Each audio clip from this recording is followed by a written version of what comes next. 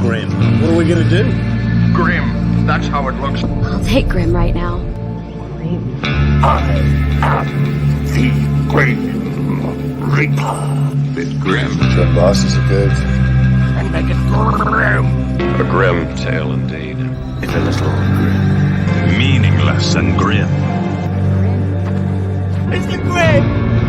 It's Grim. Pretty grim, huh? Things look grim.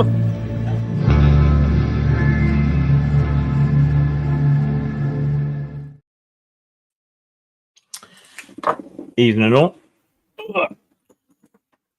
Tonight we are playing Wandering Heroes of Ogre Gate, which is an intimidatingly thick book, but has actually fairly simple rules. A lot of the book is taken up with the background of their quasi-mystical China, a whole bunch of martial arts moves, several adventures.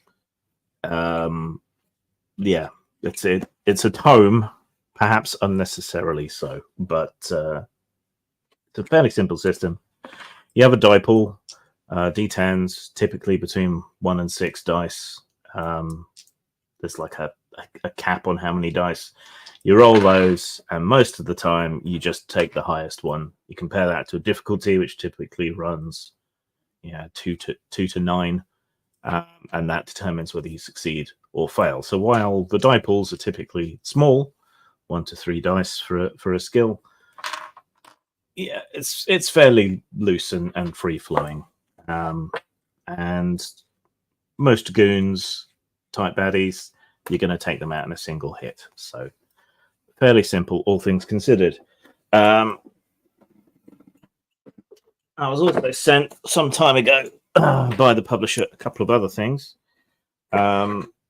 Seems like a fairly well supported game. This is the Sons of Lady 87, which is a whole campaign book, which runs to nearly 300 pages of campaign books. So they're certainly quite prolific. And then they have a much smaller and more accessible game, which is kind of like a beginner's version of Wandering Heroes, which is Strange Tales of Songling, which is kind of a Chinese ghost story, the RPG. So it bills itself as a horror game, but I don't particularly think it is, because it's fairly light-hearted. It's kind of like Scooby-Doo with Kung Fu, which of course rhymes, which is rather pleasant. But we're playing the full-fat version, with much less emphasis on the supernatural, at least, as we'll be playing it tonight.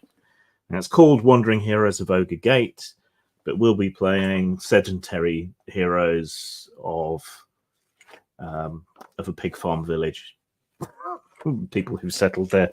So the idea behind the game tonight is that they're all sort of aged out heroes of the past who have taken shelter in this village for one reason or another, or at least for the most part. Let's bring in the players. Evening, chaps. Evening. T-shirt should be joining us later, so I guess he's playing whatever character's left, which I think is one of the Labourer brothers, so that might be interesting. Oh, God, Well, I mean, obviously he's late because he had a job. Well, yeah, had to lift something heavy from one place to another place. It's very demanding. Right. So, is there anything I need to go over before we start? So the setting of the game is Zhutianting village. It's a bucolic little village surrounded by small farms. There's river fishing. They raise a lot of pigs there. There's a small amount of trade up and down the river. And not far away is a cluster of tall hills or low mountains, depending on your perspective. All around the remnants of an old dormant volcano. There's lots of woodland, so woodcutters, carving, that sort of thing. But it's a little tucked away place in the elbow of a river, where hardly anyone ever goes, which is why our band of ne'er-do-wells has decided to hide themselves away there. So, do you want to introduce your characters to the viewers and to each other? Start with. I've forgotten the pronunciation. We're gonna mangle the pronunciations, all right? I think that's Mozi. I think. Moshe? Something like that? I think it's C, T, Okay, TS C. sort of sound. Yeah. Yeah. We'll call him Mo. You want to introduce us to Mo, please, Mal? All right. He's the minor functionary and a bureaucrat for the town. He's all about reading, writing, and explaining to people what they have to do while he sits back and enjoys his books. And he increasingly believes that the secrets to all martial arts can be found in one of his books if he just reads the right one. That's Yeah. So, yeah, you all know him as sort of a local petty functionary, basically. The local imperial administration makes itself felt through village elders and like the local magistrate and so on. And Mo just kind of is at their beck and call, mostly writing things down, holding people to account, knowing the letter of the law, all that sort of thing. He is like the only well-read person for miles around, other than the magistrate and the other functionaries. So he is a sea of intellectual rigor. Well, he's an island of intellectual rigor in a sea of pig farmers, which kind of, yeah. So, introduce us to Chu. Okay, Chow? so yeah, we'll go with Chow because it's easier to understand as an English speaker. Chow is the habitual town drunk. No one suspects that he's a martial artist, but every time a fight breaks out at the bar, he just sits there knowingly and glances around at everyone, seeing if they're going to do anything. And it doesn't really happen. And then he continues drinking excessive amounts of rice wine. Yes. Occasionally, full-scale brawls have broken out in the village inn, because there is a little bit of trade that comes up and down the river. But Chow seems to somehow avoid so much as even spilling his drink when these big brawls kick off. Exactly. Bored farmers, one too many, and trouble soon follows. So, Guai Pi? Yes, Guai Pi Liao Ren, if I got that right. I think so. He's a simple laundryman. Now, when he was younger, he was a handsome son to a wealthy merchant. Fighter with a spear and staff, could have any woman he wanted, and did. The war's battles ruined his family, and one too many bastard sons didn't help things, and he simply is too old for any of this anymore. So he's just the town laundryman. He's a bit of a lech and a bit of a money grubbing fellow. Yeah.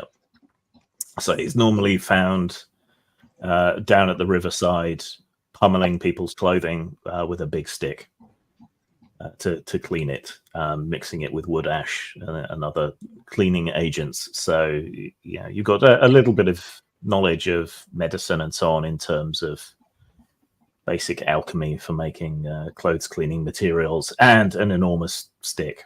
Wash your hands, basically. Yeah, wash your hands. It puts you ahead of most people, most civilizations at the time. All right, and finally, we have Dang Fu. Dang Fu is the local seamstress that some people rudely assume is a witch just because she's old and a woman and has white hair. That is very inappropriate for children to speak about to their elders. Now, I mean, before I had white hair, I could have been anybody. I could have been a spy or an assassin. But I mean, that's just silly. Yeah. So mostly you take in clothes and you stitch them, and Yes. occasionally, And I have very good hands. Very good manual dexterity. yeah. And if occasionally a young girl comes from the village to your hut at the edge of the village and insists you do some kind of witchery for her, you'll take her coins or her rice and pretend, it's Or I might chase her out with a broom if I'm in a bad mood. either way, helps the reputation. Exactly. All right, then let me set the scene and we'll get started. Long ago in a distant land, I, Aku, the shape-shifting master... No, wrong intro. Wrong intro, wrong culture. Sorry. Wish I could do a Mako impression. That would be good. All right. So, as our story begins, it is long ago in a distant land, some sort of quasi-mythical, quasi-mystical, quasi-historical China. We find ourselves in Zhutiangtang village, with all the aforementioned descriptors that I gave before. It's mid-morning. Most of the farmers and that are out at work. The fishermen are plying their trade up and down the river. There's been no trade vessels for a few days. No barges have come down carrying goods for a while.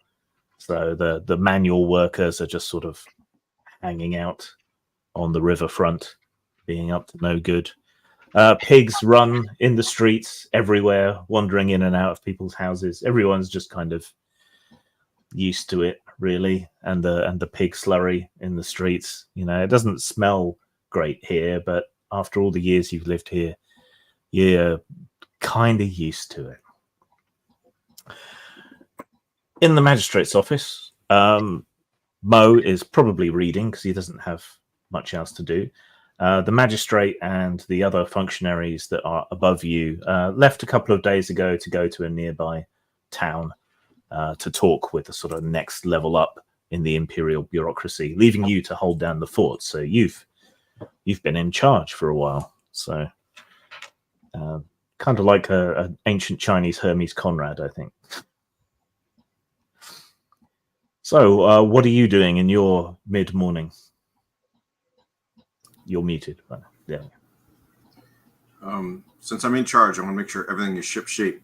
I'm having the farmers count how many pigs they have, how many chickens, how many fields are planted and what they have, and just making a bureaucratic list so that when they come, I can show them, I've taken count of everything, and I know, exactly how much the town is made, and how much we should pay on our imperial taxes and all of that. Yeah. So you're at your at the magistrate's big desk in the big chair, which is much comfier than the stool you normally perch on while you're working. And you've been sending idle children from the village square running to the various farms and marking them off and having them report back. So there's a lot of clacking of abacuses. Abacuses? I think it's abacuses. And writing down of notes in a great big ledger. Constantly having to re-prepare your ink block as you make all these notes. A child comes running in, bare feet, leaving little brown footprints of pig slurry along the boards, and proudly stops in front of the desk. Yes. He bows to you. I'm reporting from the Zhu farm. They have 15 head of pigs, 27 chickens, and they've planted 2 fields. Thank you. Anything else? No. Where do you want me to go next? To Loe's, down the road from them. Yes, sir. Bows again and runs off. You've been teaching them how to write their names, and they're all very impressed, so they're willing to do things for you like this. As he runs out, he lets out a loud oof as he runs into the leg of someone on their way in. and so it spins around and runs on past them. Who's walking in? Walking in as a pair of unkempt gentlemen. They're sort of, giving it the whole, sway your shoulders a lot, walk, one hand in a pocket, the other just sort of hanging at their side. They got straggly beards and mustaches, matted, greasy hair as they come in. One of them hangs back and leans against some of the open frames on the inside of the office, and the other one comes up to the desk and puts his hands down on it and leans forward towards you. Yes, what do you want? You the magistrate here? Aye. What do you want? We're here to collect some taxes. You are not the imperial collector. Not those kind of taxes. What kind of taxes do you mean? I mean, you need protection. There's all kinds of bandits and horrible people wandering in the woods, marauding up and down the river. That's what the Imperial Army is for. Are they really going to come out here? I think you need some more local protection. I think you're in the wrong place. You should go. Perhaps I'm not being clear. If you don't pay us a small amount to keep you safe, then there's nothing to stop horrible accidents happening. Like what horrible accident? He leans further forward and then knocks your ink block and your little bowl of water over, spilling ink across your perfectly written ledgers. Oops. I reach over and pick the ink blot up and throw it in his face. Okay. Can you roll your speed, please? It says 2 bracket 1D. I don't know what that means. Let me just double check your sheet. If I can find my mouse pointer. There we go. So, Mo speed. Okay, yeah. So your speed is 2, but it's been reduced by 1 because of your lazy flaw. So you could just get the 1 dice. All right. 8. 8. Okay. Bandits don't have a speed score, so they roll 2d10 and take the lowest. So that's 5 and 1. You're definitely going first. All right.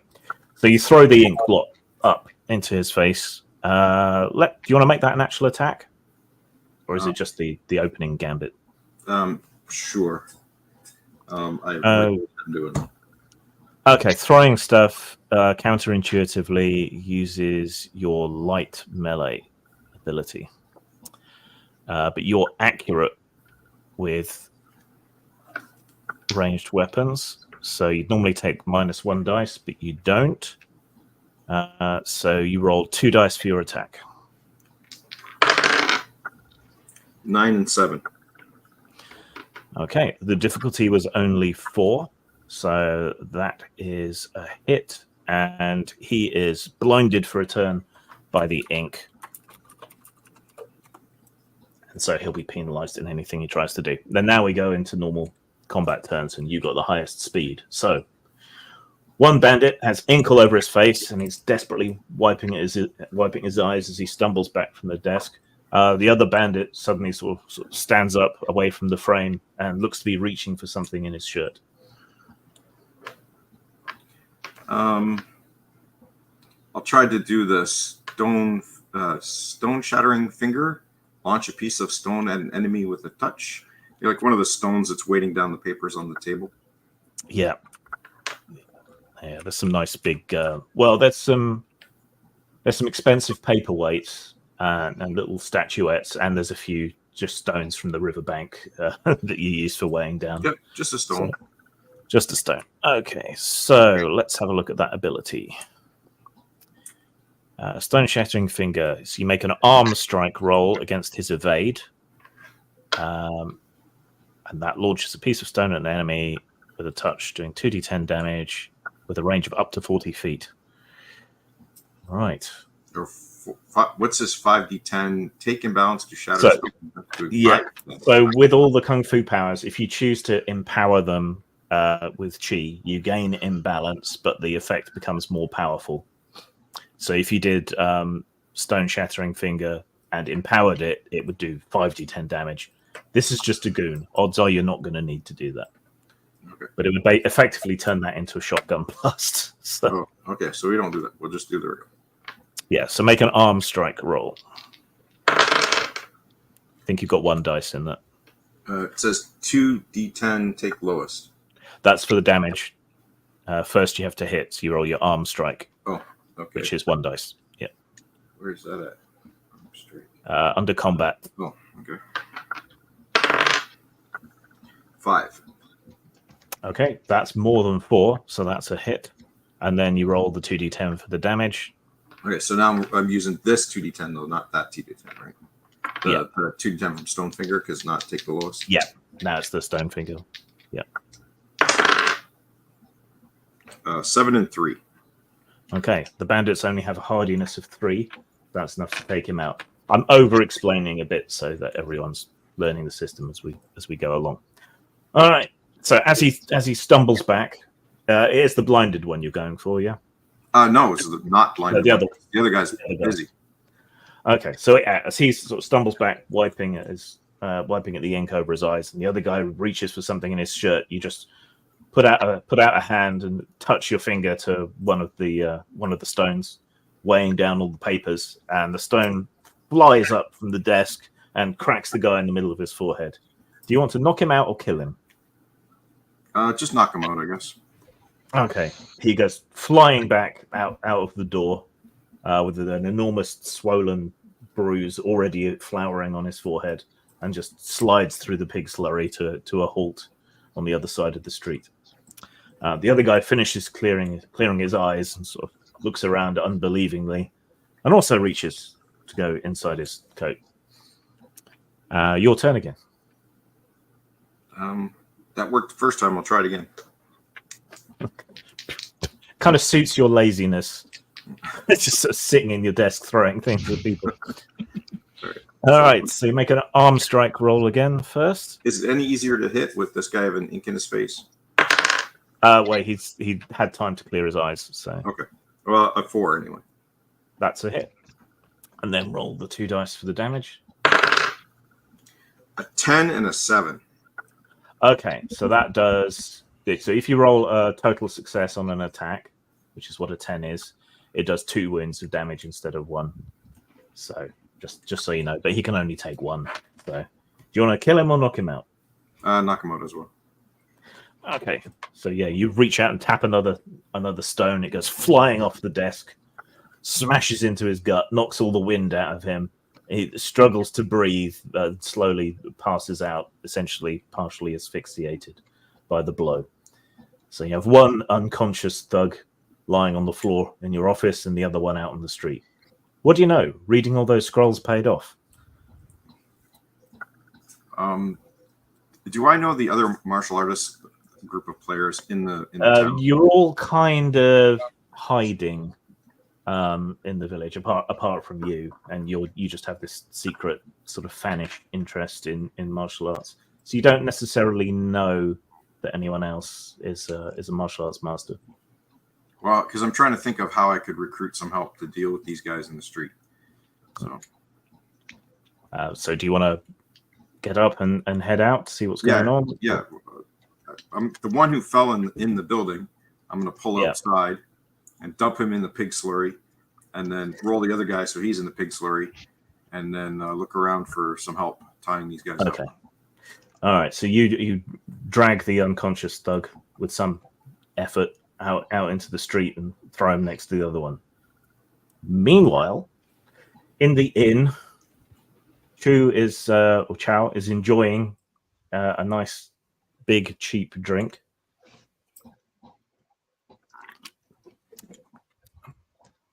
The innkeeper, Fatty, is keeping one eye on you because you have a tendency to steal other people's drinks when they're not looking. But there's not a lot of business, so for the time being, he's willing to just top up your mug as long as you keep giving him a few coins now and again. So you're well into your cups. He's just finished topping off your cup and has returned to the. It's not exactly a bar because it's more of an open building, but back to where the barrels and things are at least anyway. When a couple of rough-looking ne'er-do-wells amble in to the inn. I look at them very cautiously and take another drink. Delicious, nice and numbing, makes the demons go away. They stroll up to Fatty and they start having a conversation with him. Do you want to listen in? Yeah. Oh, nice place you have here, Innkeep. So we're thinking, we hear you have lots of brawls and things going on in here. It would be good if you had some people around to help keep the peace, and it wouldn't cost you much, just a small amount from your takings and a bit of free drink. Fatty, for all he's not known for his enormous intellect, he seems to get the gist of what they're saying, and he starts going, "Oh no, look, no trouble, fine. How much do you need? How much do you want?" And they start haggling terms. As this occurs, Cho is going to stand up and walk over to them. Okay. And just stand there waiting, see if anything happens. But he still has his drink in hand, and he's just sipping on it. You get up, take another swig, wander over. Yeah, these 2 men, 4 men, 2 men. There's a couple of guys in here. Yeah, they look pretty rough. They smell like they've been sleeping outside under the stars in damp ditches and so on. And they seem to be coming to some sort of agreement with Fatty at about a 20th of his takings will go to them, in exchange for which nothing will happen to the inn. Okay, Cho's hearing this, he walks up and pushes them to the side, out of the way. Okay. Make a muscle roll, please. Okay. And that is a muscle 2 dice.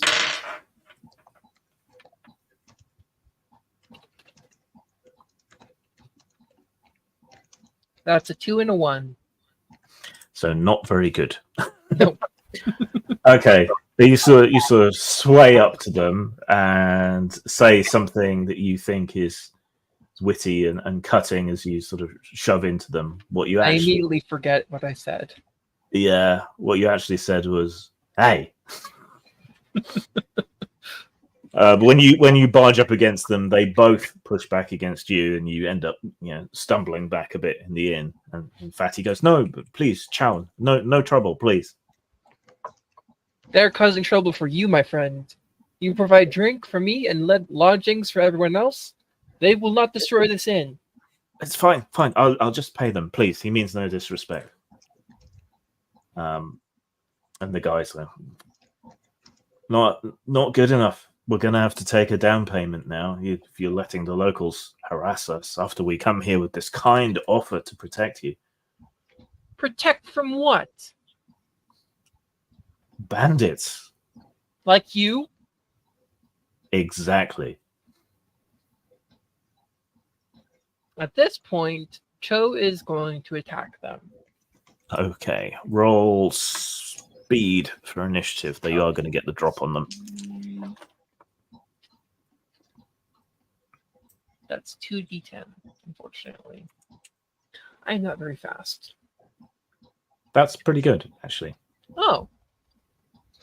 That's a 7 and a 2. Okay, so 7's the highest. Okay. So what do you want to do for your first action? I am going to do a leg strike. Okay. So just going to kick them. Well, I kind of want to like push them onto the like sweep my leg over their legs and kick them onto the ground.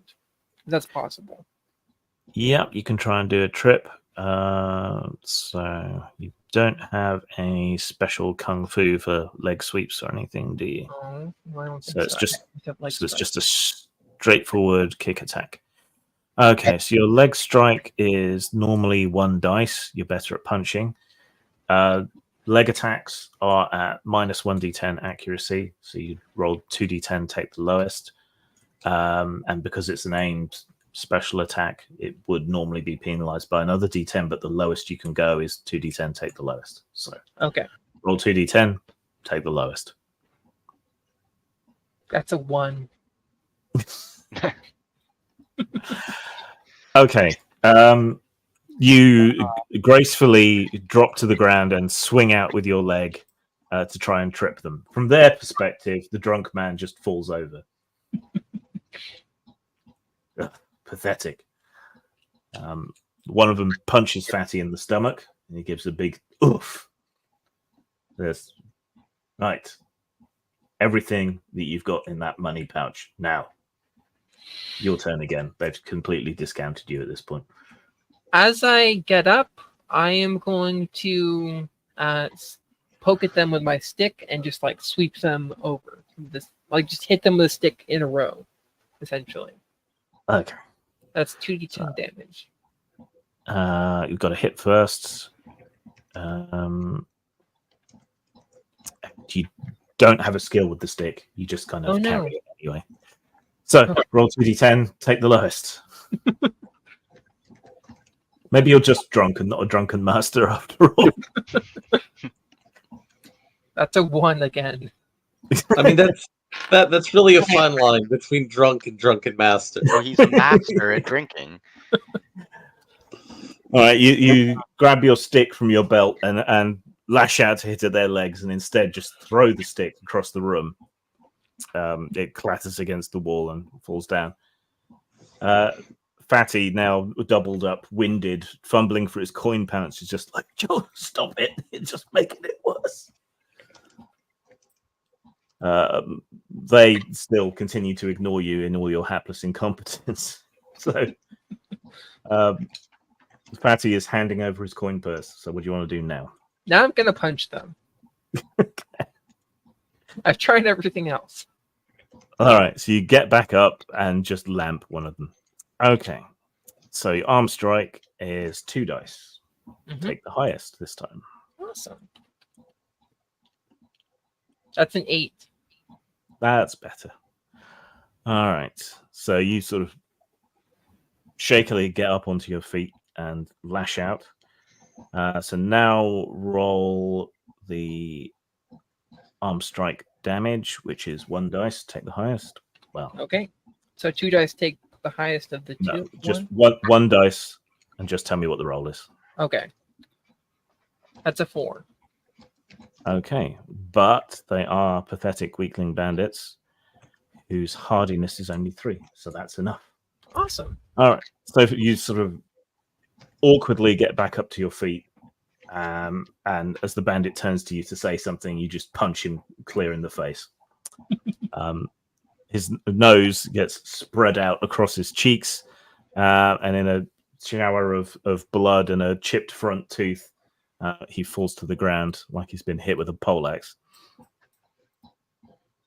The other guy ignores the purse and turns and tries to kick you away. Okay. Right, so he does not have the kick skill, so he's rolling 2 dice to take the lowest. What is your parry skill? My parry. Let's see. It's 2, but then there's a 5 in parentheses. Yeah, so that's the defense score is the second one, so it's Okay. 5. His highest roll is a 5, so he managed to hit you. What's your hardiness? My hardiness is 6 in parentheses. So I think the first number is what you roll, And the First second number one. is your skill level, and then the second number is your defense score. Okay, so it's a 6. Kind of like how Dex adds to AC in D&D. Yeah. Oh, interesting. Okay, so there's a kick. So that's 1 dice. I think. Yes. Yeah. Okay. He actually manages to hurt you. You take 1 wound from your 3 wounds. Okay. He kicks you hard with a sort of stamp front kick, and you go sliding back along the polished boards of the inn a short distance from the blow. He's And going to feel- grab another one of the bottles of rice wine and take another swig and wait until anything else happens and then come back for the fight. Okay. All right, so you grab the bottle, take the drink, and then wait. Yeah. Okay. He draws his dagger and rushes you, trying to stab you. Okay. Do you have any counters? I think you do in your martial arts abilities. Dip of the Drunken Snake. Okay. So if his attack hits, you can try to dodge it. If you do manage to dodge it, you can spring back up and do a. So, Awesome. let's see. Trying to stab you. He rolled a 9, so that's gonna hit unless you can beat that with an athletics roll. Okay. I have 2d10 plus 1 leap. So leap's not going to apply here. So just the 2d10. So you need Okay. a 9 or 10 on either dice. That's a 10. All right. So that's a perfect success. So as he stabs out with the knife, you bend back, almost horizontal. And then as he draws back his blade ready to make another strike, you come back up and punch him in the face. So that special ability means Do I attack with an extra 3d10 or is it just that's what I'm 3d10 just damage? trying to check. Do a strike at plus 3d10. Yeah. So make an arm strike with a bonus of 3 extra dice. So that gives you a total of 5 dice. Awesome. If you miss, I'll be impressed. That's a 10, an 8, an 8, a 6, and a 2. Okay, so a perfect strike. Now you roll your arm strike damage, which is 1d10. Okay. 10. Okay, so yeah, he misses with the dagger as you bend back and then come back up, carefully holding your drink to one side and smack him in the face with all the sort of recoil of you standing back up. He goes flying backwards into the tables and chairs and lands amongst them, unconscious. You hear some kind of ruckus outside. I stumble outside.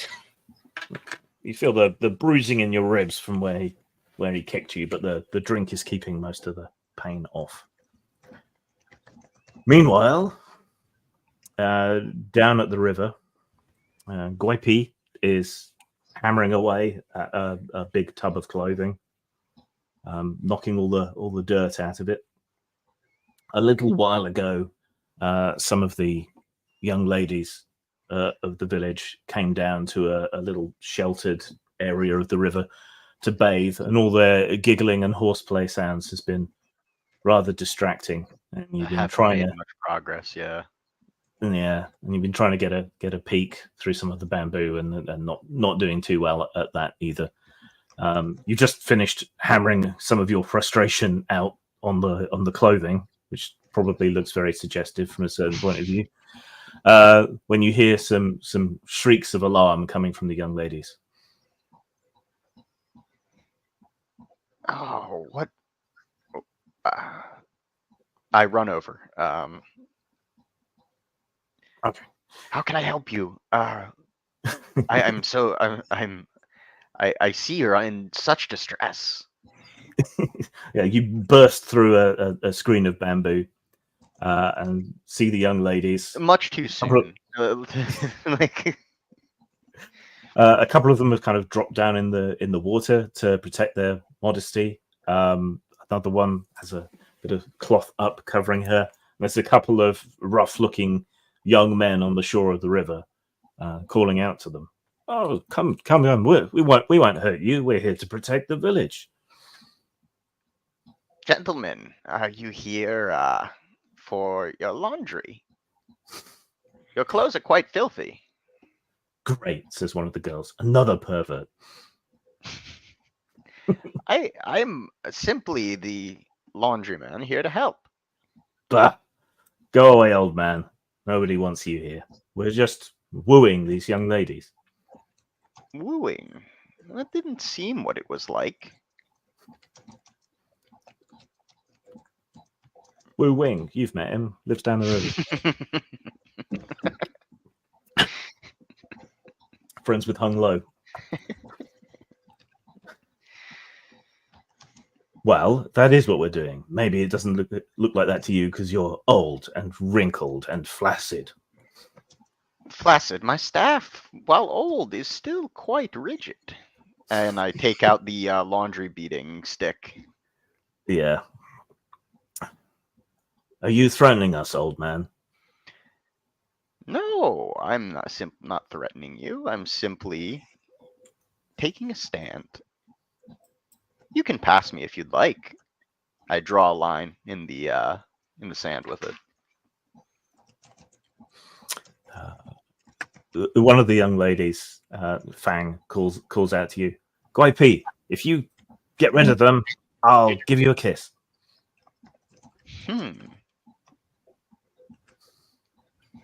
I just gesture out with an open palm, the come and get it gesture to the two bandits.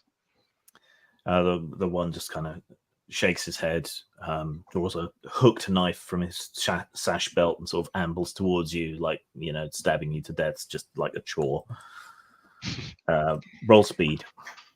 All right.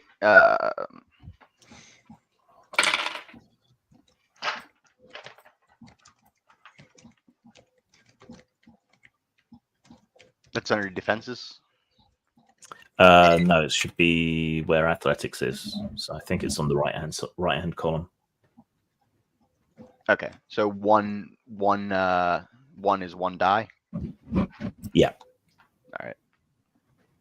Can I do anything to pump that up? Like you said, spend chi. Yeah, you don't exactly spend chi. Chi is like it ranks up your level. If you've got some of the martial arts powers might give you a bonus to initiative. Because I have a +1 to parry, as long as I don't move. Yeah, I don't think anything here gives you more initiative. No. All right. That's an 8. Okay, well, that's faster than them. So, yeah, as he sort of ambles into range, you can attack. And you don't have to move because he's come to you. I will use Tai Lan's Staff Strike. Okay. Let me just have a look at that. It's, medium melee is 3. Yeah, you're pretty good with your stick. So 3. Make a single attack roll against 2 targets, knocking them off balance for 1 turn. That's if you don't just take them out. Okay, so yeah, make your attack roll. So 3 dice. Because the staff has reach, so you can reach the other one as well. Okay. So I can take 8 again. All right, so that definitely hits. And then roll the staff damage against their hardiness, which is 3. So roll the damage once for each guy. That's improvised. Washing stick. 1d10 damage. 2d10. Oh, you should have rolled 5 dice to attack. Oh, my bad. But damage. Roll 1 die for each of them. Tell me what you get. 5 and a 1. Okay. So you brain the guy in front of you with a sort of downward swipe of your stick, and then sort of throw it up into the air, catch it at its end, lash out, and bash the other guy in his sternum. It doesn't do him any damage, but he stumbles and seems kind of knocked off balance. So it's all he can do to fumble his knife out, suddenly surprised that you've brained the other guy. So your turn again. The girls all start shrieking. All right. Let's see. Do I have a move for this? So just a standard attack, I'd be rolling 5 die. Yeah. All right. Yeah. Won't do anything fancy. Just go and bash. It doesn't do a lot of damage, but you can really control it really well. 8 again. Okay, well that's very definitely a hit. And roll 1d10 for damage. 10. Okay, so that's 2 wounds. Do you want to knock him out or kill him? Knock him out. Okay. So you follow up that lunge, swap your grip to the middle of the staff, and just beat him in the face with it. And he goes falling back into the bamboo and underbrush and rolls into the river onto his back and slowly starts to float away. Shrieking and screaming, the girls all run out of the river. So you get a nice peek. Grab up their clothes. My kiss. Fang plucks a broad leaf off a plant, kisses the leaf, folds it up, hands it to you, and then runs off with the rest. Always. Women today, Yeah. no respect. Yeah. And they go running, screaming towards the center of the village. Meanwhile, at the edge of the village, sorry you're last, but yes, it gives everyone a good little intro. Dang Fu is working on a particularly tricky hem. Mm-hmm. When the curtain to your hut is drawn back, and a couple of rough, stinky-looking men make their way inside. Unfortunately, I can't do anything for your clothes until you have them washed. I have a friend. He washes clothes down by the river. Well, maybe we'll have to pay him a visit, but no. We are here to offer protection to the village, so we don't want him living here. I start immediately laughing, saying, "This is a village built on pig manure. Do you think there's money to pay you protection?" We like char sweet pork. Well, the pigs are running around the village all the time. You just take one.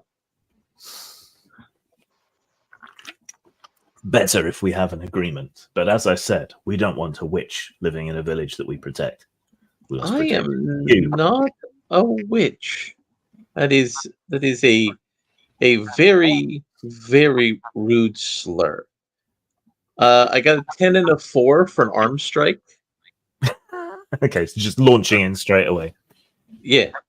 And also, I have a special attack that says Fingers of Supreme Disruption, arm strike versus parry. So Yeah. if he tries to parry me, I plan to take advantage of that. Okay, that is a lot of damage. Yes, it is. Yeah. Okay. Well, you definitely beat their parry. So right. yeah, roll 60-10 damage. Wait, it says it says 60-10 damage. Yeah.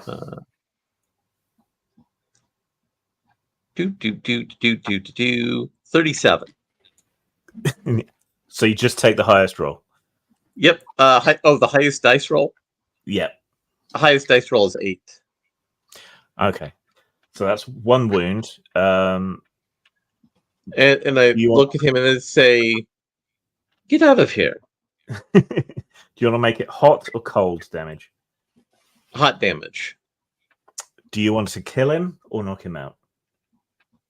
There's how many in here? It's just him? Him and a friend. Then I want to kill him to send the message to his friend. Okay. So yeah, as he comes forward and sort of points at your hair and stuff like that, you just sort of in the middle of your sewing, sort of stick the needle in something and then just and strike one of his pressure points.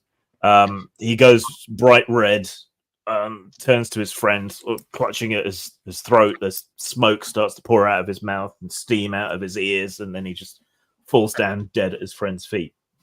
He says, Say, "Witch! I'm no witch, but you don't want to mess with this village. Go away. Don't bother these people." He turns to run outside. Do you want to stop him or let him go? That's a tough one. Yeah, I'm thinking I'm gonna attack him too. Okay. So get up, cross the room, and jab I him. got a 7 to jab him. Okay, so that's a hit. So roll the damage. He didn't successfully parry that. I take it. It's a static target number, so you hit. Yeah. So 10 cold damage. Okay. So yeah, you sort of sweep up to your feet around your sewing table, catch up to him just as he gets across the threshold, and just quickly go point, point, point at several of his pressure points. He stumbles outside, slowing down with every step, his skin beading with moisture and turning blue, and then he just falls forward into the mud. Covered in frost. I walk out of my hut and I go to one of the neighborhood, one of the children who I see playing in there. Say, "You, small child, bring that administrator to my hut right away, and bring laborers. These men's bodies, they need to be disposed of." He looks terrified and runs off. All right, so all the bandits that have gone to separate places around the village have met with sticky or unconscious ends. But there are quite a lot more bandits hanging out in the center of the village when a bunch of screaming half-naked girls come running from the riverside, charging towards the houses, while the men in the square sort of leer and shout. Mo and Chow both see this group of men in the center of the village. Guipi, who probably followed the girls, maybe can also see this going on. And Dang, you're right on the edge of the village, but you can probably make out that there's some sort of fuss. Well, I get my good sandals on and I make my way into town because I'm probably gonna have to beat someone with one of my sandals. That should be a martial art. It is in the Philippines. Yes. Weirdly, it's the case in a lot of cultures. Yeah. So Middle Eastern culture is a big thing about your mum or your grandma with a shoe. South American culture as well. Some Spanish and Italian cultures. It's weird. It's this whole beating people with a shoe. I always thought it was the Spanish who spread it. Probably. It would make sense. All right. So yeah, there's still more of these guys hanging around in the center of the village. There's about 8 of them.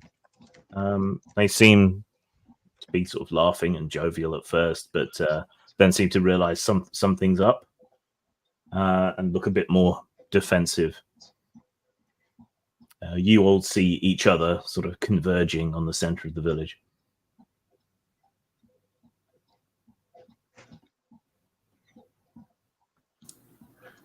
I start walking out and I pick up a handful of stones as I walk. Yeah, there's always plenty of stones. There's lots of gravel from the riverbank, and the streets are constantly churned up by pigs and people, so there's always stones. You pick up a couple of good ones and brush the muck off. I will loudly tap my staff on the stone streets as I'm walking towards them. Bonk, bonk. Is there somebody who looks like they're the leader of the group of bandits and men of ill repute? They're all much of a muchness, but one of them has a red sash that's much better quality tied around his waist. He seems to be the boss. I point to him and say, "You, get your men out of this town." What was And that, pick up- old woman? I couldn't I hear said- from your thin, reedy voice. Pick up your dead friends at my hut and leave this town. You killed some of my men? Yes. And I will kill more if you don't leave. A few of them laugh, but a couple of the laughs are a bit more nervous. Are you old people, the guards of this village? No, we're just tired. Tired of this. And drunk. I think you should go. You came to the wrong place. You young people do not have sufficient filial piety for your elders. It's very disrespectful. My elder is Huang Zhao. Not you, not this village. And we were instructed to come here and to secure money and goods, food for our band. So a handful of old people and some ink-stained bureaucrat are not going to stop us.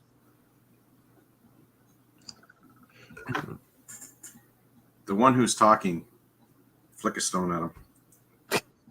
Okay. Can you all roll your speed, please? Okay. All right. Let's look up speed.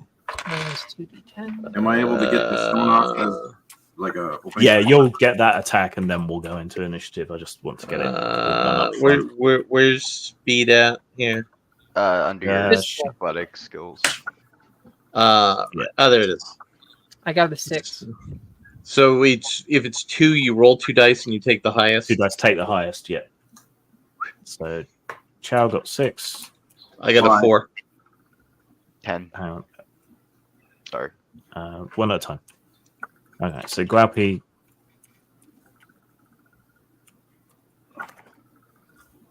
got That's 10. EP, right?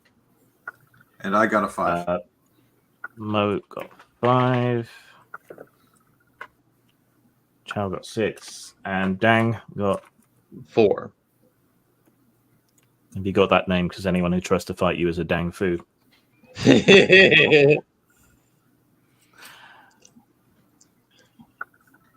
I misunderestimated just how deadly she was going to be.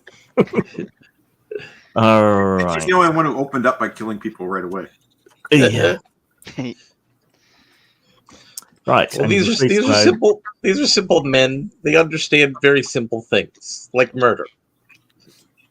Well, yeah, but they don't understand it anymore because they're dead. Okay. Can we have Mo's stone flick attack, please? Yeah. And that was the. I don't remember how to do it. Arm strike.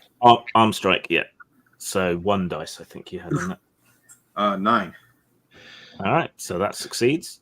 That very definitely hits him, and then roll the damage for it.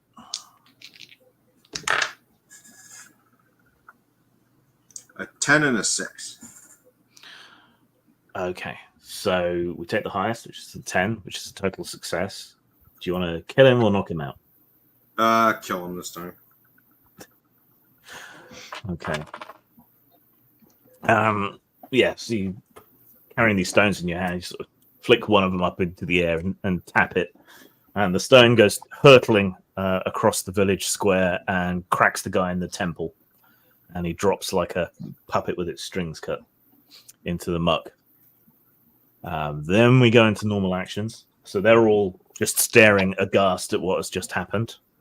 And Gualpi, what do you want to do? I'm going to try Weapon Stride. Leap onto your opponent's weapon to dodge their Oh, is that a reaction? Yes, reaction when they All right. attack. It's that thing where you sort of leap up and stand on their sword or spear or whatever. Then I will open with another staff strike. Okay. Maneuver. So you're going to have to move to get closer and then make the attack. All right. So yeah, you can go running across the muck and then lash out with your staff. Go for it. All right, and 5 die.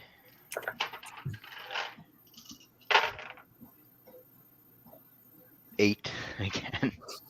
Seems to be my highest all the time. That's a hit. Roll damage. All right. 1 for each. A 9 and a 3. Okay, that is enough to knock 2 of them out. So you go running forward and grab your staff by the end to give you that last bit of reach, and then sort of lash out, bonk, bonk, and smack 2 of them, winding one and hitting the other one under the chin, shattering several of his teeth and causing him to pass out in the muck. My There back. are 5 left. Oh, haven't had to move this much in years. Right, Chow. Is there a bandit who is close to me? They were all kind of clustered in the center, so you'll have to close the distance with a move action. Before you do Okay, anything. I will move over to them and then attempt to strike them with my fists. Okay. So make an arm strike attack. Okay. That is 2d10.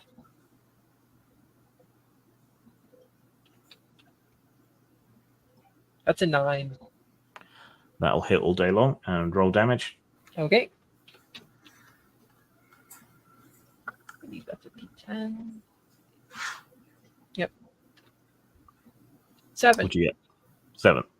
All right. Yeah. So you go charging up, barrel into them, and lash out with your fist, sort of twisting and spinning, and then land a good blow in the gut, knocking another one of them out.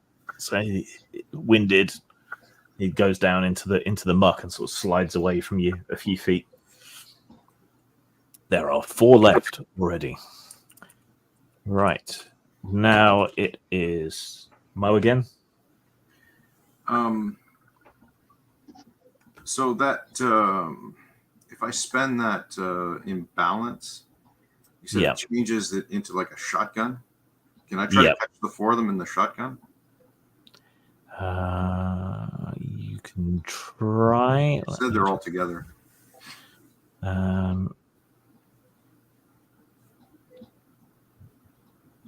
Oh, sorry. Actually, the shotgun one is Blasting Fist, which is what Chow has. So you can just make a single stone more powerful, Oh, okay. I think. Yeah, sorry. No, but you shatter the stone into chunks, Yeah. isn't it? Wouldn't that be? Let me shotgun? double check. Sounds like a shotgun. Yeah. Stone shattering finger.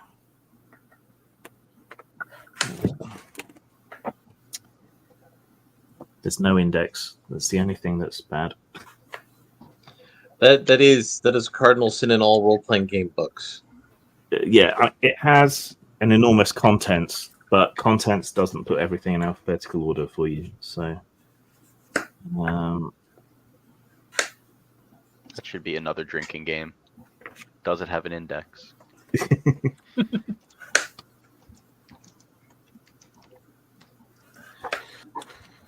stone shattering finger. You touch a large stone or boulder, or a small one, with your finger, generating enough chi to drive it towards your foe or smash it into pieces. On a success, you hurl a large piece of stone at your foe, which does 2d10 damage with a range of 10 feet per rank in Naigong.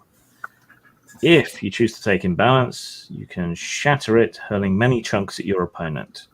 Works as normal, except you can deliver 1 stone per chi level. So if you had higher chi, you could propel multiple stones. The character must be in possession of a stone for this to work. If used to hurl at foes, the stone does 5d10 damage. So, yeah, it's just more damage. Oh, that's kind of misnamed then. All right. Well, I won't bother then. I'm lazy. I'll go find a spot and sit down. So you're not going to go after any others? No. Yeah. All right. You think it all looks well in hand, so you amble back to the side of the street and sit down to watch the rest get absolutely murdered. Dang. I approach one of them, and I roll a 9 to hit him, and I'm going to do kidney strike. Okay. And I look at him and I say, "You and your friends should leave. You should tell the man you work for to not bother this village." All right, so that's an arm strike. Mhm. And do I still roll damage for that, or do I just take the special effect? I think you still do damage. So it's 8 damage. Well, that one it will just be your normal arm strike damage. So Okay. if you're not using a pressure point strike, that's 2d10. Okay. Yeah, okay, take the lowest, and it's 6 damage. Yeah. Okay, so you rolled 6. So that is enough. But what it does do is it saps their energy and virility, it says. Yep. So, he's on the ground having a bad time because he has a bad case of bruised kidneys. yes. But yeah, you cross the distance and cripple him with a blow, and he's going to be unable to sustain an erection for some time.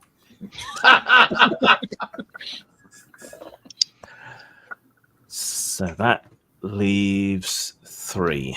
Let's make some sort of morale roll for these poor fellows. Because the Senior Citizen Brigade has murdered several of their friends.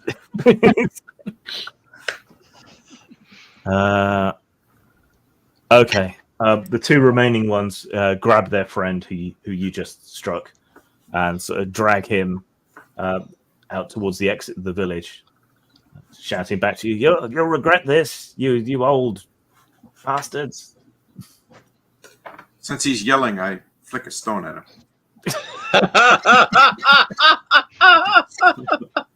Okay, make your finger strike roll. 7. All right, the stone flies true. Roll damage. By the way, do I add accuracy on these rolls? Because I've only been rolling 1 die. But Only if they're behind cover, it compensates for the cover. Oh, okay. 8 and 6. Oh, excuse me, 8 and 9. Do you want to kill him? Yes. Or... yes. Yes. I tried being nice already, but our witch ended that. So yeah. So the pair of them are dragging their fellow. One of them sort of turns around. He yells these things back. He opens his mouth wide to yell again, and your stone goes straight in his mouth, shatters his teeth, and blows out the back of his head. The other guy shrieks, drops the other guy, and just runs by himself.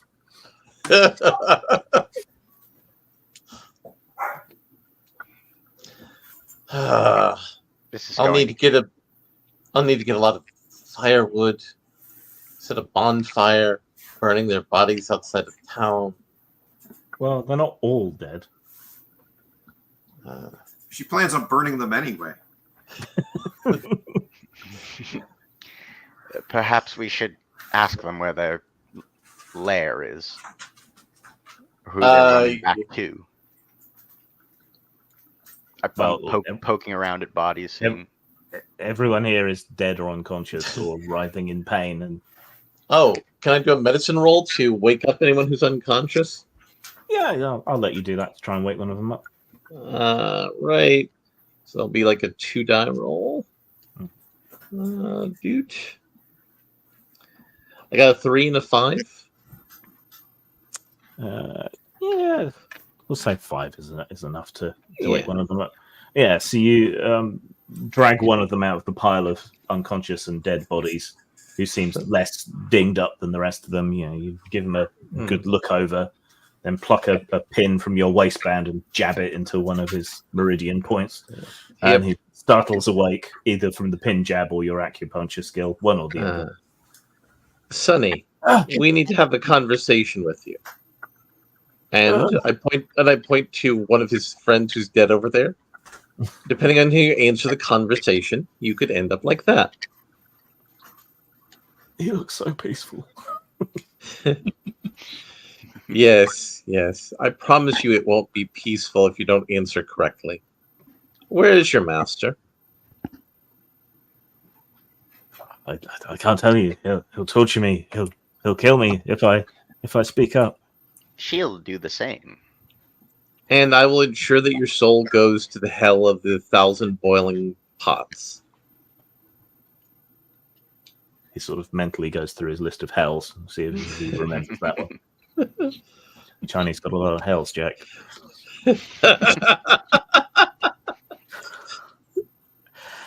Let's see. You're trying to intimidate him, and you did invoke the many Chinese hells, which I like, so I'll give you a bonus dice. Let's see. A command roll, I think. Okay. All right. That hell is right next to the hell where pedophiles and people talking movie theaters go. 8. Got 8 on my intimidation. Yeah, so, but I was going to give you a bonus dice, so you could have rolled 2 dice for that. Okay. So just see if you get a 10 or something on the other one. Dude. I do not. Okay. God damn it, I've lost my mouse pointer again. This is trouble on multiple screens. Okay. Maybe it's the white hair. Maybe it's being surrounded by the mutilated corpses of his brethren. Maybe it's the fact that he just jabbed a needle in him. Or maybe he's just dazed, but he decides to spill his guts to a limited degree, at least. These bandits are in the service of Huang Zhao, a local bandit warlord, apparently. He tells you in terrible things about this man, which would be a montage if this was a, yes, this was a martial arts movie. So you would get, flashback short sequences of this Mandarin-like figure torturing and poisoning people and doing various horrible things, having people executed. You'd see that he's got like maybe 100 men in total, and some lieutenants who are a bit more skilled than others. And then at the end of the montage, the guy is just sort of breathing hard, and that's all I know. Young man, you reminded me of the time when I was 40. I give him a grandmotherly pinch on the cheek, said, "You may go. Though, if you go to where your master is, you might not live long, so you might consider going somewhere else." He nods. Thank you, grandmother. He bows and kisses your feet, and then crawls off on hands and knees through the pig slurry to escape. Well, I look at the magistrate. So are we going to raid the warlord's village encampment? Sorry about that. You have to repeat. I was speaking with my wife off camera. No. The dude told us everything we needed to know, and he then runs away, very, very apologetically, dragging himself through the pig slurry. And then I say to you, "So, are we going to go pay the warlord a visit?" That sounds like a good idea. We need to express the emperor's will that his villages be unmolested. Sounds like a whole lot of effort. Well, wait till they come back in force. Can you get me a spear? I imagine the blacksmith can make a tip for your pole there. Close enough. Okay, yeah, you can do a bit of preparation. So you want the blacksmith to make a blade for the washing pole. Yeah. Okay, so I will need to look up spear damage. And I'm going to go harangue the day laborers to gather up the dead bodies so we can have a funeral pyre for all of them. Okay. So conveniently, it's Pang Day and Pang Fei who are free, and they don't mind handling bodies. They've seen worse, and they're big lads. So they carry a big pile of corpses between them and start digging a big hole. Or do you want a funeral pyre? You said, wasn't it? A funeral pyre. It'll send a message when we approach the warlord's camp, as he Oh. sees the large pillar of smoke. What about the other unconscious but not dead guys? Are they going on the pyre as well? I mean, we have to send the message. Yeah. That's the message. We should wake one of them though, so that one of them sees what you do. And then says, Yes, T-shirt. that seems fair. Did you catch that, Grim? Before he throws all before she throws all the people on the pyre, we're gonna wake one of them to watch so that he can be sent off to tell. Okay. I think T-shirt. I think only the big labourer guys are left. It's Pang Day and Pang Fei. So, and I don't know whether you've heard any of the playing yet or not. What's Galpi's? What's his?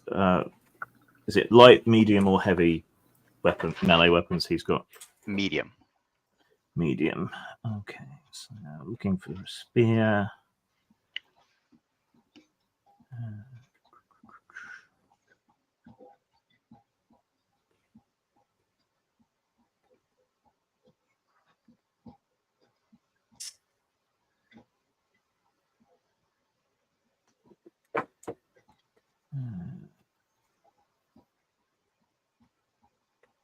So give T-shirt a little bit of time to check over the character. No, that's the sword.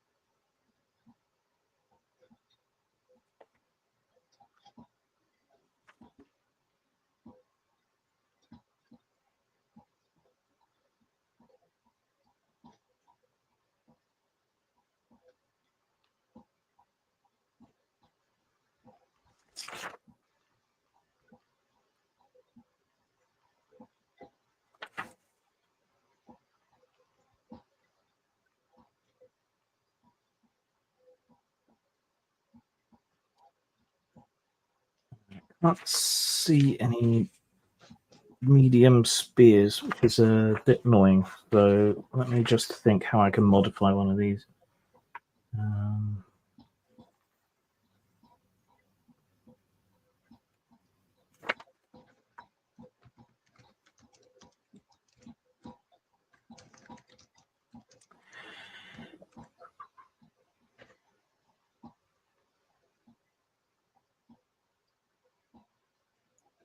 Okay, so we'll make it a smaller version of a Guandao, which is more of a sort of bladed staff, but it'll do.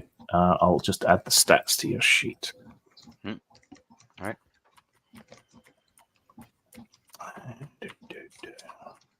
There we go.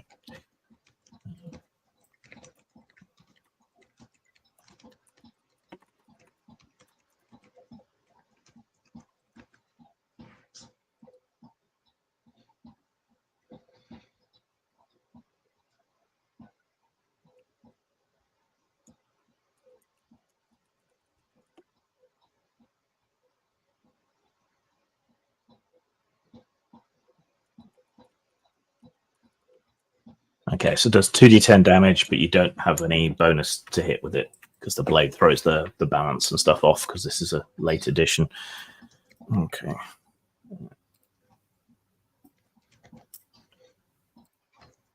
T-shirt, did you follow along what's been happening? Do you need me to go over the system? Is your mic working?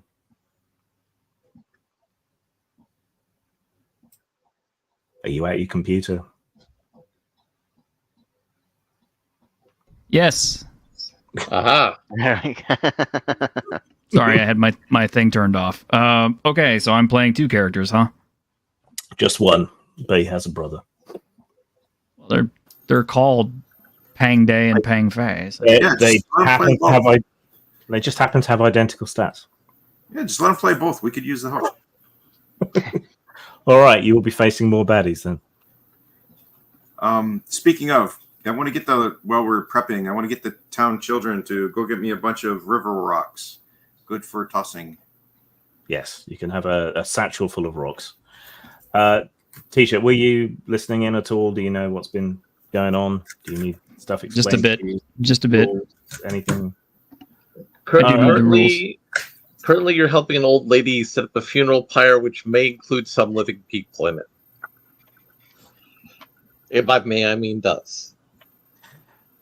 Okay. Basically, you are all, well, almost all old martial arts heroes from the past who happen to have settled in this small village to kind of hide out and escape from your past. You've all gotten very rusty in your skills and so on. You're old and creaky and not what you once were, except Mo, who has just read a lot of scrolls on martial arts and is only just finding out how good he is, really. Yeah, well, we reject your narrative out of hand because we're the Harn brothers, Buzz and Gil, and we're in our prime, baby. Yeah.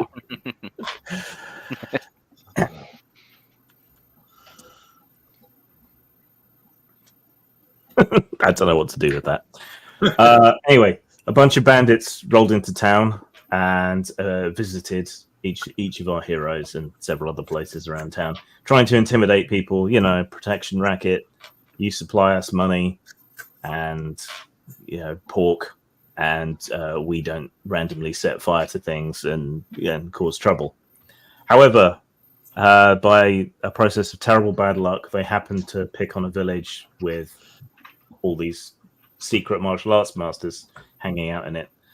So a bunch of them were killed, knocked unconscious, humiliated, given erectile dysfunction and various other things, and sent packing. But they were threatening that there was more of them. And in interrogating one of the surviving thugs, Dang Fu managed to discover that he has 100 men under him. This mysterious bandit leader who's squirreled away up in the mountains. Well, he had 100 people. Now maybe he's got 82 thereabouts, and some lieutenants and so on. So yeah, that's the threat. And currently you're preparing to make an expedition to go and pay this man a visit. All right. So Gao Pei, he got his blade attached to his washing stick by the blacksmith. It's crude, weighty, off balance, but it'll do. It feels good to have a spear in your hands again. I shake my head and say, that is the worst washing stick I have ever seen. Oh, well, it does the job. But you have heard of it.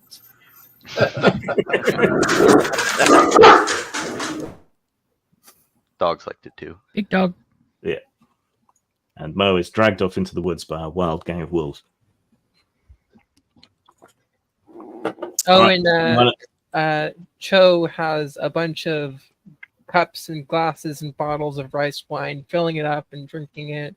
He just has them balancing on his arms really precariously, but they stay still. So he's gonna use those improvised weapons if he can. Fatty rewards you for protecting him by breaking out a gourd of very fine plum brandy and then offers it to you humbly He drinks it. For protecting my inn. He drinks it in like one gulp. Burns good on the way down and makes those bruises not feel half as bad. Exactly. So Mo was getting some other people to get some rocks for him. Do you want to do any other preparation? I'll help with the fire if that's what needs help doing. Yeah. So I'll get some wood maybe. Yeah. Yeah, you drunkenly add some more wood to the pyre. And the one survivor, I go to him and say, you see this, what has been done here. Go tell your master that we are coming. And we will expect him to negotiate more reasonably than his attempt here. And I turn his head to look at the burning bodies, including Yeah. the people who are screaming as they're being burned alive. Yeah, you're taking the white hair thing quite seriously. Huh?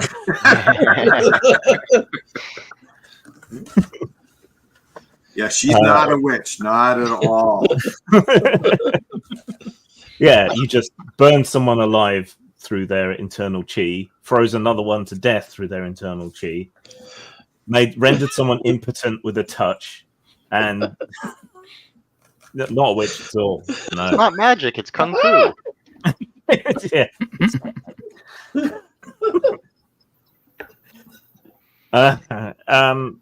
All right, last call then. Any other preparations? We've got a bag of stones, a spear, a bottle of brandy, which is now empty. Sent the last survivor packing. Well, the Han brothers will move stuff around if you need, because they're big and tough. Yep. I mean, I gathered a bunch of improvised weapons that I can use. So just a bunch of cups and glasses. Cups and and pots and bottles and things. Exactly. Okay. All right. Let me just figure something out here quickly.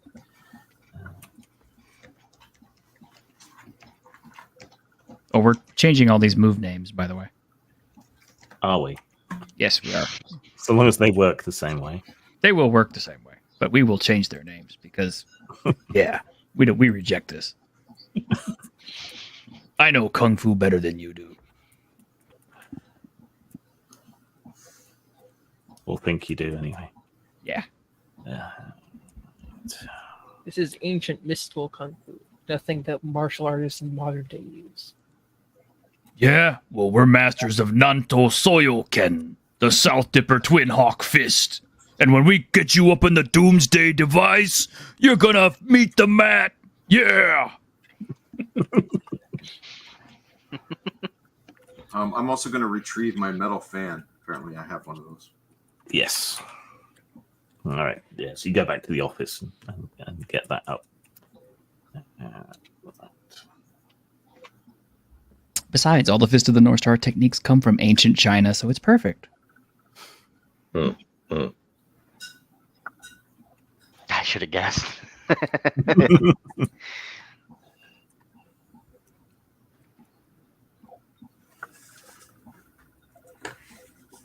Seriously, you guys get serious mega points if you understand who the Han brothers are a reference to. I feel like you're referencing the Barbarian Brothers. No! I was getting that impression as well, to be honest. What? Oh my god, you guys never saw Animal and Hawk, the Road Warriors? No. I got that part from the other thing you said about the Doomsday device. I got that part. Okay. Yes, these are Fist of the North Star characters. All right. So you've gathered up your bits and pieces, girded your loins, watched the people being burnt alive. Slathered oil on our big, giant, chiseled biceps. Yeah. Chiseled jelly. Yes. And the villagers have thrown a small feast for you. They don't seem to have fully appreciated that the bandits might be back in greater numbers. But as luck would have it, as you are preparing to leave, that's when more of them arrive. One of the survivors sort of sniveling and bowing to his leaders. One last preparation. Hey, Karasoth, or is it Dang Fu? Yes. You got any more of that special Chinese medicine? You know, the one that starts with an S, ends with a roid. Well, I can help you with muscle growth, but it takes a long time. We're kind of looking for something a little quicker and faster, you know. So, What's in the bottle, eh? Magic potion? But that was actually a key thing Bruce Lee used in his muscle development. Was he used acupuncture and E-stim to enhance his muscle development. Yeah, well, we're not going to be like a little bitty Chinese puny guy. We're great big dudes. Yes, you are. We're also So Chinese. anyway, the bandit chieftain's there. People are sniveling. The sweet smell of long pig is in the air. Oh no! Yes, it's just hard to differentiate from the smell of pig that's everywhere in the village because it is. But yeah, Welcome to Foo's Long Pig Restaurant. But yes, a much larger gang, about twice the size as before, of bandits, and in amongst them a pair of big guys, maybe 3/4 the size of the Han brothers, wearing sort of scrappy chunks of armor covering their bodies and wielding long spears, marching in amongst the rest of them. So it's got very much that vibe of sort of a little brother going to a bigger brother to complain that someone beat him up. They've already all got their weapons out. Most of them have got pairs of knives, mostly hook knives, and it looks like some of them have got throwing daggers and so on as well. They've stripped their shirts down to the waist and tied them around, and they look like they mean business this time. They're not just here to swagger and intimidate. They're here to cause trouble. I shake my head and said, I gave you a very charitable offer of being reasonable. And this is how you disrespect us. Shameful. That's her, Jaimo. That's her. That's the witch. I am not a witch. That is a very hurtful accusation. One of the big men sort of leans on his staff and looks down at the little guy. It's like, you let a bunch of old people beat you up? How far away is this big guy? They're all at the sort of edge of the village square. That's where they seem to have sort of stopped and lined up. How far away is that? The village square isn't that big. You could kind of nonchalantly edge over and get within rock flicking range. Yeah, that's what's going to happen. About how many of them did you say there were? It's about 16 bandits, about twice the size of the group you took on before, plus these two bigger guys who are a bit much more sort of husky, muscular, wearing armor and carrying spears. Very well used looking spears. Can I do the stone flicking thing with my foot? Because it says with a touch, and I can say finger. Yeah, I guess you could do Shaolin soccer at them if you really I'll just like as they're like talking and that, I'll slowly inch to where I think I'm within range of that big guy who's shooting his mouth off, and then I'll with my foot, bang, shoot one in the air. He's just like pathetic, letting old men and ink-stained accountants beat you up, and then suddenly a stone comes flying across the square towards him. Okay, make your arm strike attack roll. 8.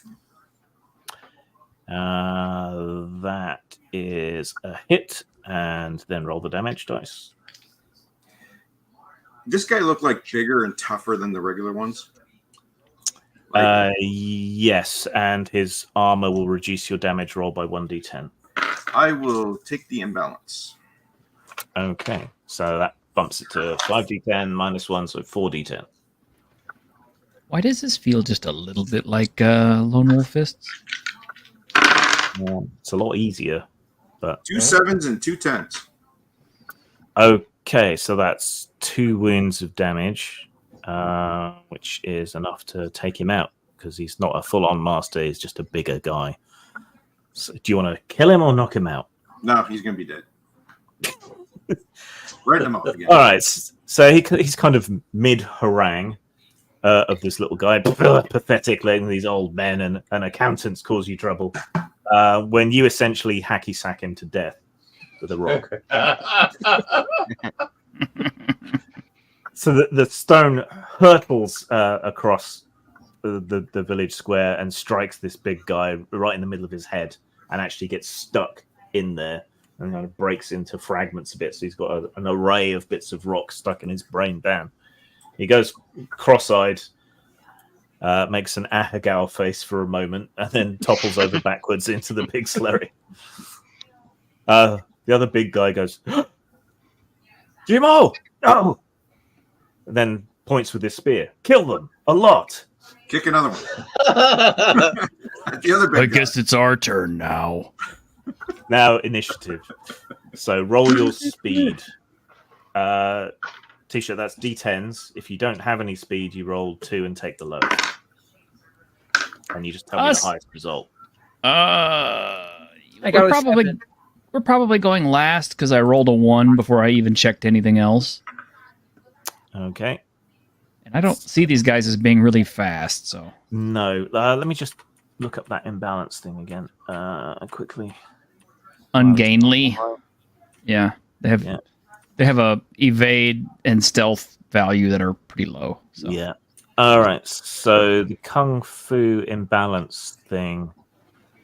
So you gain imbalance points equal to your imbalance rating because you succeeded. And if you hit 13 imbalance, then bad stuff happens. Okay. Well, I can't edit the document. No, not you, Mo. For kicking the You're fine. You're fine for the moment. Okay. So what did Mo get for initiative? 6. 6. And Chol? I got a 7. And Galpi? 6 as well. And Dang Fu? 6 also. Okay.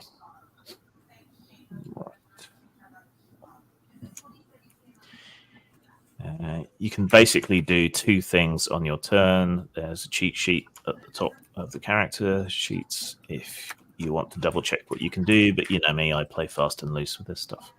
We have no Neil today. Oh. No, he's... I can't remember what he's doing, but something. Right.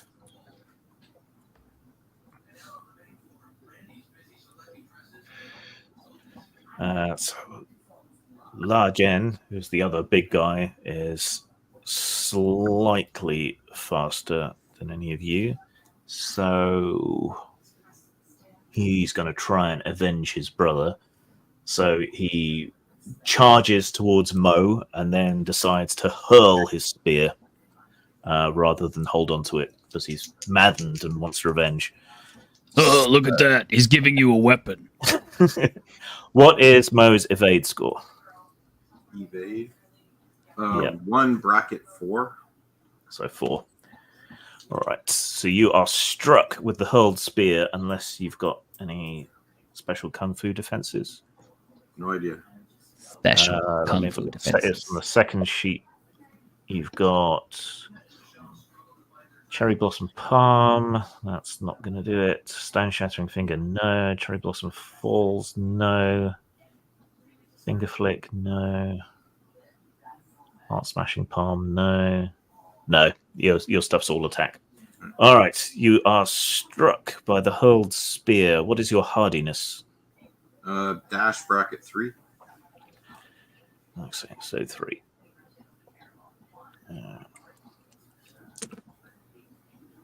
All right, you're struck a glancing blow by the spear. Its point tears through your robes, especially imported from the regional capital. You'll have to get Dang Fu to repair them for you. You bastard! And lacerates your soft puddingy academic's flesh beneath, carving a cut across your side. Lose 1 wound. Okay. The spear goes into the decking of the building behind you. And now it is Choose go. Okay. I am going up to the closest fighter, and I will leap towards them and punch them. Okay. So yeah, you go charging towards them, kind of leap through the air, fists in front of you, almost as if you tripped over. Make your attack roll. Okay. That is 2d10. You guys need to learn how to do 10. martial arts stuff. I got a 10. 10. Okay, so that's very definitely a hit. And then roll the damage dice. Okay. 2. It's not enough to hurt them. Damn it. Okay. So keeping up your string of failures in this game. So you go charging forward. You look like you tripped over and swung past them in your drunken stupor. But it's all an elaborate ploy. You'll come back strong from it, I'm sure. Right. That's actually something they should build for the Drunken Master character. That the number of failures you have gives you a bonus you can apply in the back end. That would be quite good. That could be a special martial arts power that you can kind of bank failures or something and then spend them. All right. So Mo. Makes us stronger. Since he politely stopped to throw his spear, I kick a stone at him. And I'm doing this as my as a single action, so I get an extra die on the roll. Yeah. I actually read the thing. Grab a stone out of the pouch and A 9 and a 5. That's going to hit all day long. Damage is -1 dice because of his armor. I'll do that same thing again. With the Okay, so -1. Yeah, boost it to 5 dice. -1's 4 dice. 10, 7, 5, 4. 10 is 2 wounds, which is enough to take him out. Do you want to kill him or knock him out? No, he's dead. All right. So having hurled his spear, he's still charging towards you. You grab a stone out of your pocket, flick it into the air. No, I kick one off the ground. Oh, kick it off the ground. All right, you kick one up and kick I like it the towards hacky him. sack thing. Yeah. It smashes into his chest, breaks his rib cage, and the broken bones pierce his heart. Inertia keeps him going a few more steps, and then he pitches face first into the mud. Haha. All right. Galpi. All right. I will leap into the fray with a bunch of these bandits using Spear Swipe. Okay. Attack up to 3 people around you. Nice. Roll against all of them. I think that means you make 1 roll and it attacks all of them. So let me just double check. Spear Swipe. Melee versus attack up to 3 people around. 1 roll against all of them. Yeah. So the attack was a 10. That's a special success. Yeah, that's a total success. So that's very definitely a hit. And then roll damage individually for the 3 targets. 6, 9, and 9. 6, 9, and 9. That's going to take them all out. All right. Are you trying to knock them out or kill them? At this point, kill them. Okay. You run forward with some of the speed and lightness of step of your youth, jump into the air and twist, landing in a spin with the blade jutting out. They're cut across their guts, across their chest, and the blade sort of lodges in another guy's thigh, and then you pull it out, and blood gushes out of his femoral artery, killing him almost immediately. So yeah, you're now in a small ring of bodies and parts. Oh, there's none left? Oh, there's 13 left. Oh, okay. Dang Foos go. Who's the most impressive looking one that's left? Me. Them.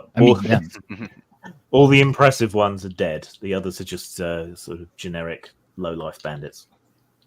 Disappointing. A 9 and a 6 to hit? Yep. So, but what attack are you doing? I'm going for the pressure point stuff with the needles and the pressure points, and I got a 10 for damage. And I'm gonna go with hot technique.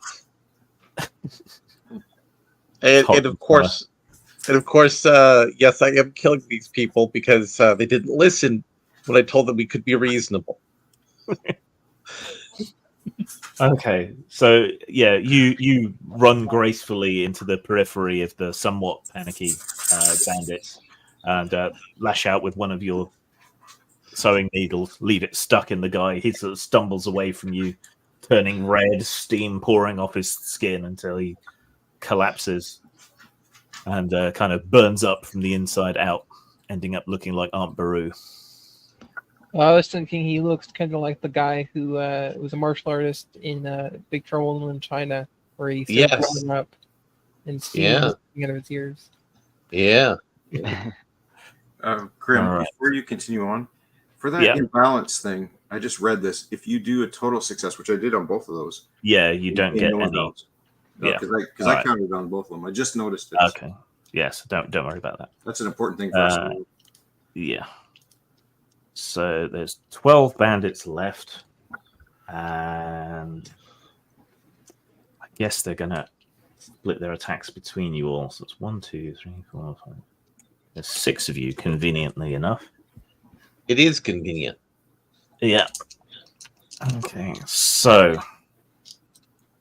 most of you have closed the distance to fight, so they are going to make careful knife attacks on each of you, waiting for openings. And I'm going to use Grasp of the Python on whomever attacks me. Okay, wait until I actually do it. All right, what is Mo's? What is Mo's parry? 4, the bracket number, right? It's 4. Yeah. Remember though, I didn't move up. Other people moved up. I didn't. I'm still back. Yeah. So you get a couple of blades thrown at you. One misses utterly. One hits. What's your hardiness? 3. Okay, you take another wound. A dagger does manage to catch you as it's thrown, but it's nowhere near as effective as the stones you've been flicking at people. So yeah, you're a bit wounded, but you don't need to worry till you hit 0. Right, Chu is in the thick of it. Yep. What's your parry? My parry is 5.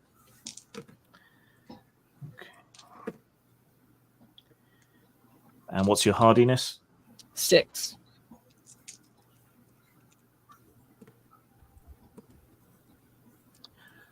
Okay.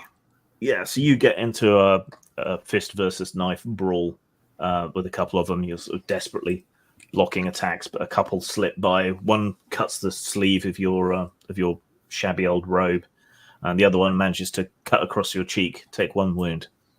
Oh no, I'm down to 1 wound. Right, the Hand Brothers. What is your parry? Oh no, you haven't joined the combat yet, so this is stuff thrown at you. So what's your evade? Crap. It's like 2.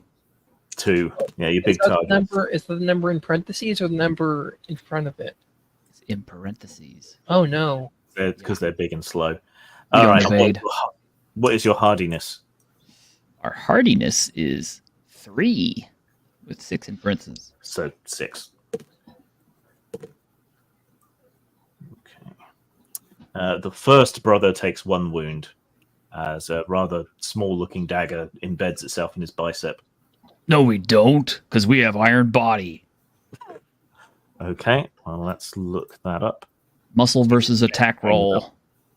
Okay, roll. It deflects mundane attacks. Yeah, so roll your muscle. Okay. How many dice are we looking at there? I got 3 muscles, so. So 3 dice. You need to get 7 or higher. What sorts, though? D10s. D10s, okay. It's D10s all day, baby. Okay, well, I got a 7 and an 8 right there. Okay. You turn your body to steel. And, yeah, you all see it. This dagger goes flying, hits into one of the brothers' bicep and just pings off. And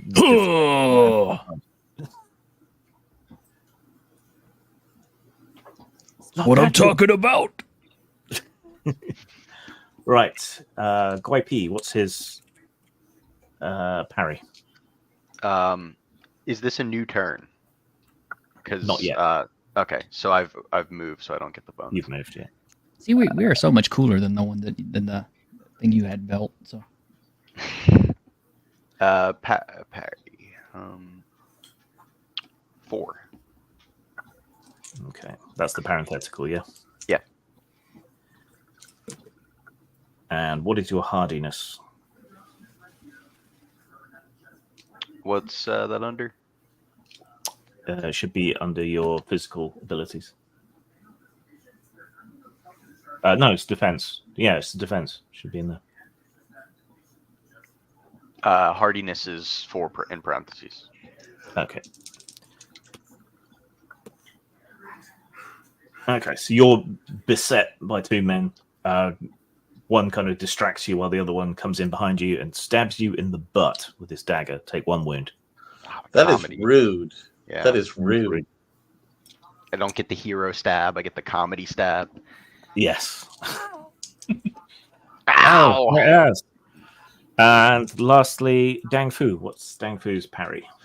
Dang Fu's parry is Come on, Google. Let me. Actually, it's 5 in parentheses. Okay.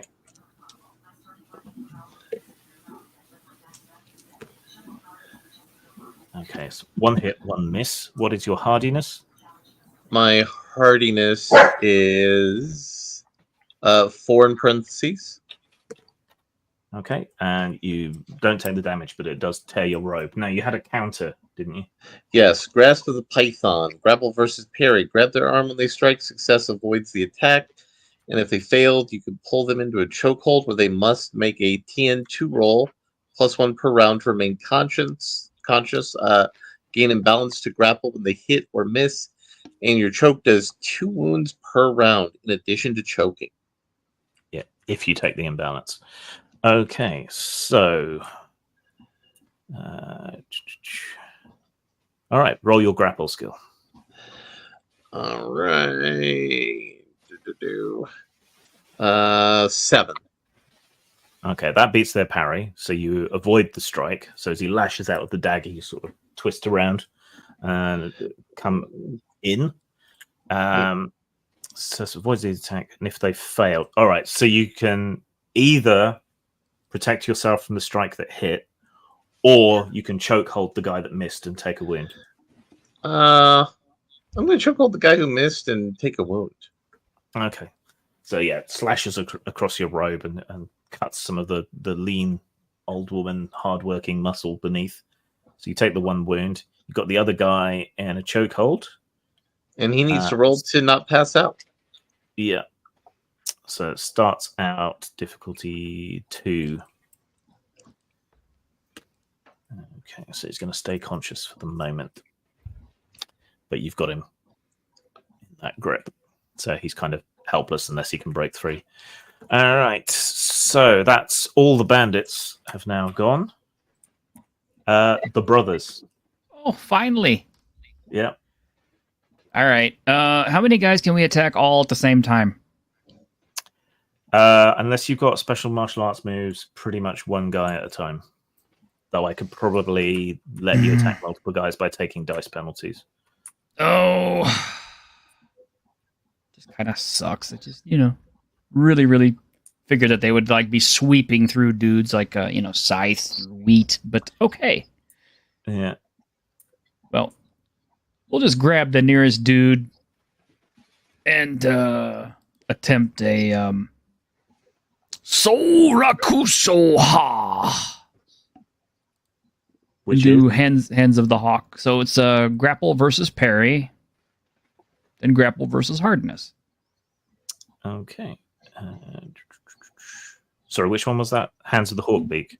Yes. Okay.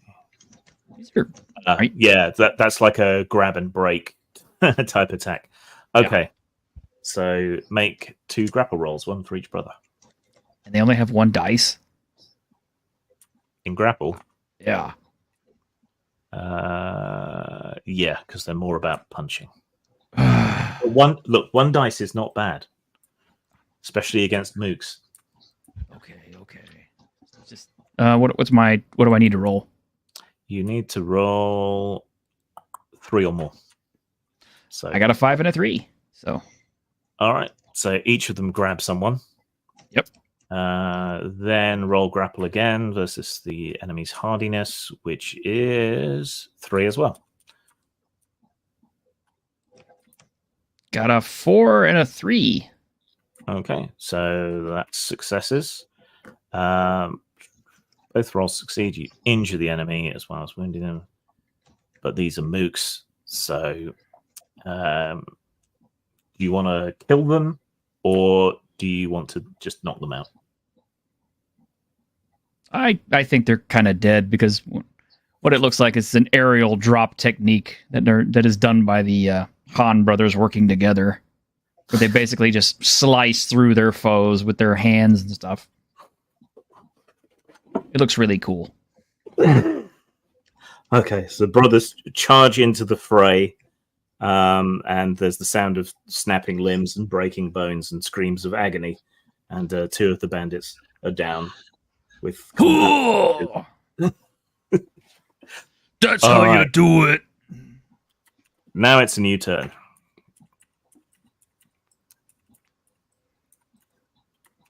True, redeem thyself. Okay, and just so you know, puppies in the background squeaking. Okay, so so I'm going to launch at the one who hit me with an improvised weapon, one of my cups. Okay. So I think would that be arm strike still? Be light melee. Uh-oh, I don't have any of that. So you'd roll 2 dice. Okay, take the lowest. Yeah. Let's see how it works. Oh, that's 2 10s. Okay, finally, you're getting some good rolls.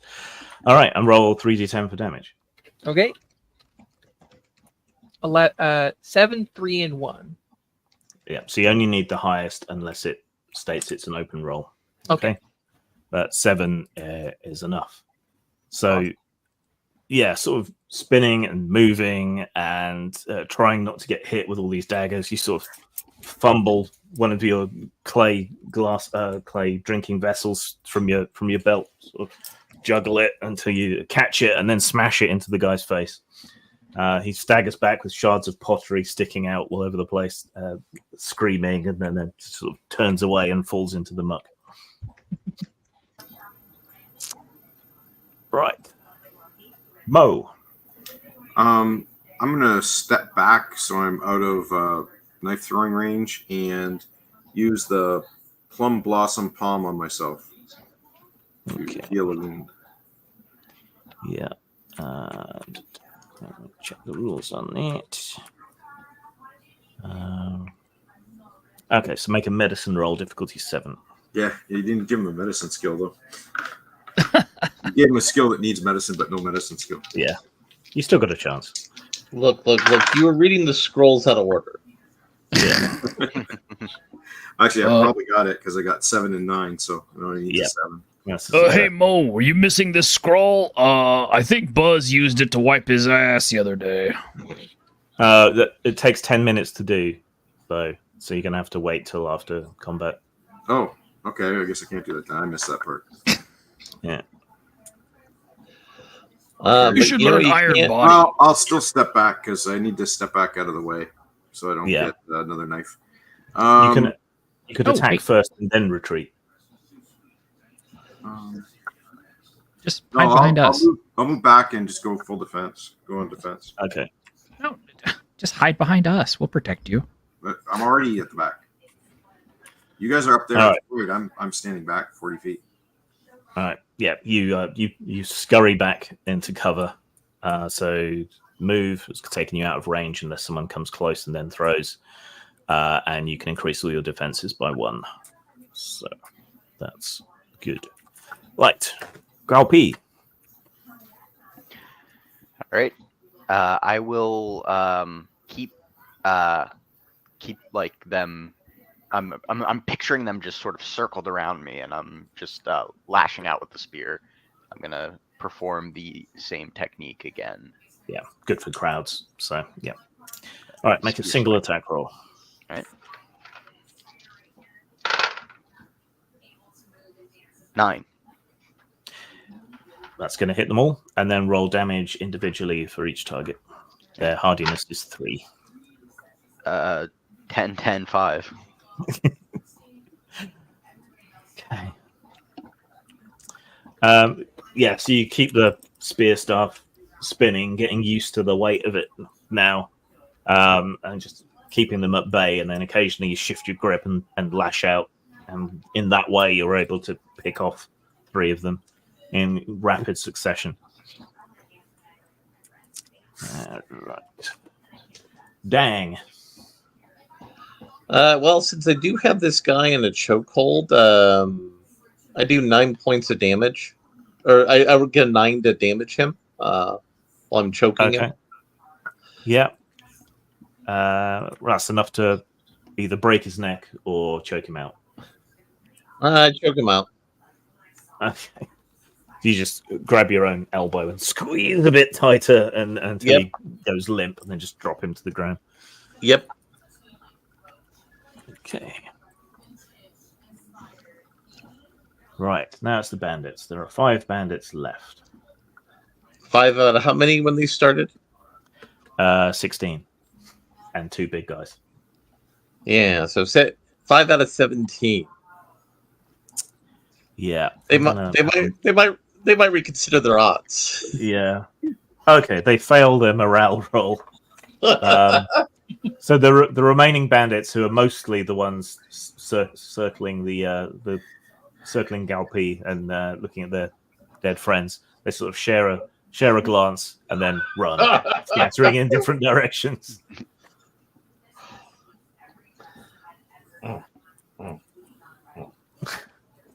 All right, combat's over. I look at the Han brothers. I look at the Han brothers and say, "We need to put more of these bodies onto the fire." You want me to start that now, or no? The fire's been burning. It's already burning. It's still going. We already have a corpse fire that was going on while the fight happened. Okay, we'll help. More Dang, you don't happen to have any ointment for my ass, do you? I was stabbed. All right, so I'm going to make a medicine roll for that. I got a 6.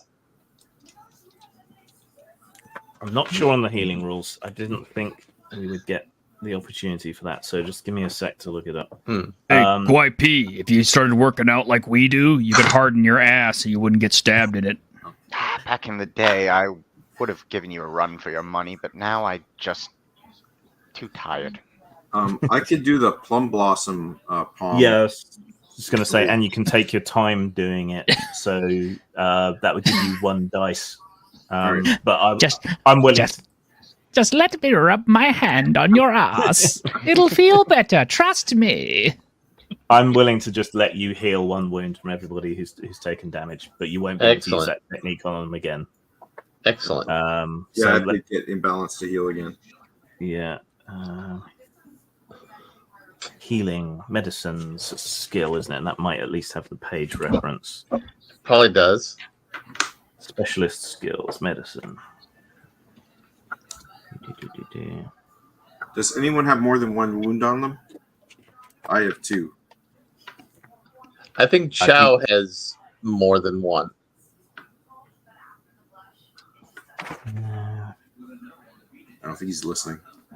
Well, anyway, can Deng Fu treat me for the last wound? Yeah, I'm just trying to find I can't treat. I can only do 1 of them on myself. Yeah, I'm just Were trying you to find asking about me? Yeah. Oh, what do I need to do? Sorry. How many wounds do you have? Oh, I have 1 out of 3. Okay. Oh, okay. So that healed him. So you just need to heal me for my last one. So I rolled a 9 for healing. Okay, just Mo. give me a sec. Sure. I found the page.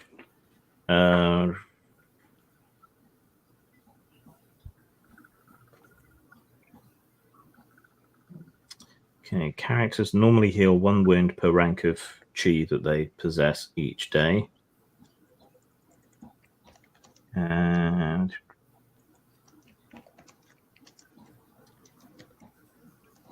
I'll say with your applications of medicine, you can heal 1 extra wound. So a combination Excellent. of Mo's martial arts techniques and your herbalism combined. But that's all the healing any of you are going to be able to get. But I think that brings everyone back up to full, doesn't it? Yes. I think so, because I have only 2 that I'm missing. Yep. And the warlord had 100 and something people, and he's lost 30 something. Yeah. Well, Mo's an accountant. He's, probably keeping track. He should have about 64 men left, plus any other lieutenants that he has. We're at our 2-hour mark, so let's take a break there. 10 or 15 minutes? 15. 15? Okay. So take 15 minutes out, and we'll be back then. All right. Okay. All right. Mute yourselves. And we'll see anyone who's watching in a bit.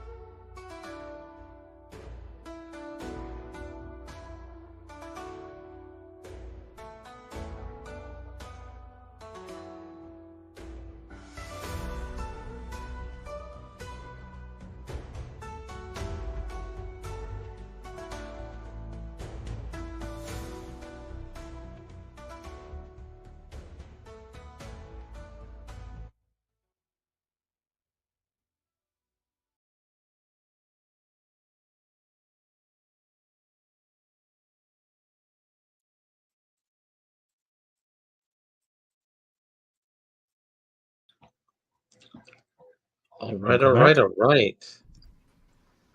All right. Wow, this thing's got a companion app that just huge amount of special attacks and stuff in it. Yes, I saw that.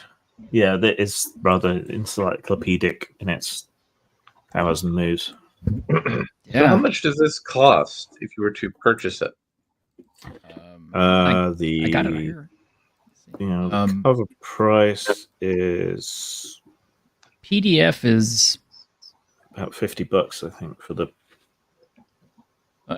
Actually, the PDF is pay what you want. Oh, okay. On Drive-Thru RPG, the paperback is $50, and they've run out of stock. Like You can how look many? on Amazon. How much is it on Amazon? Let's see. 1 second.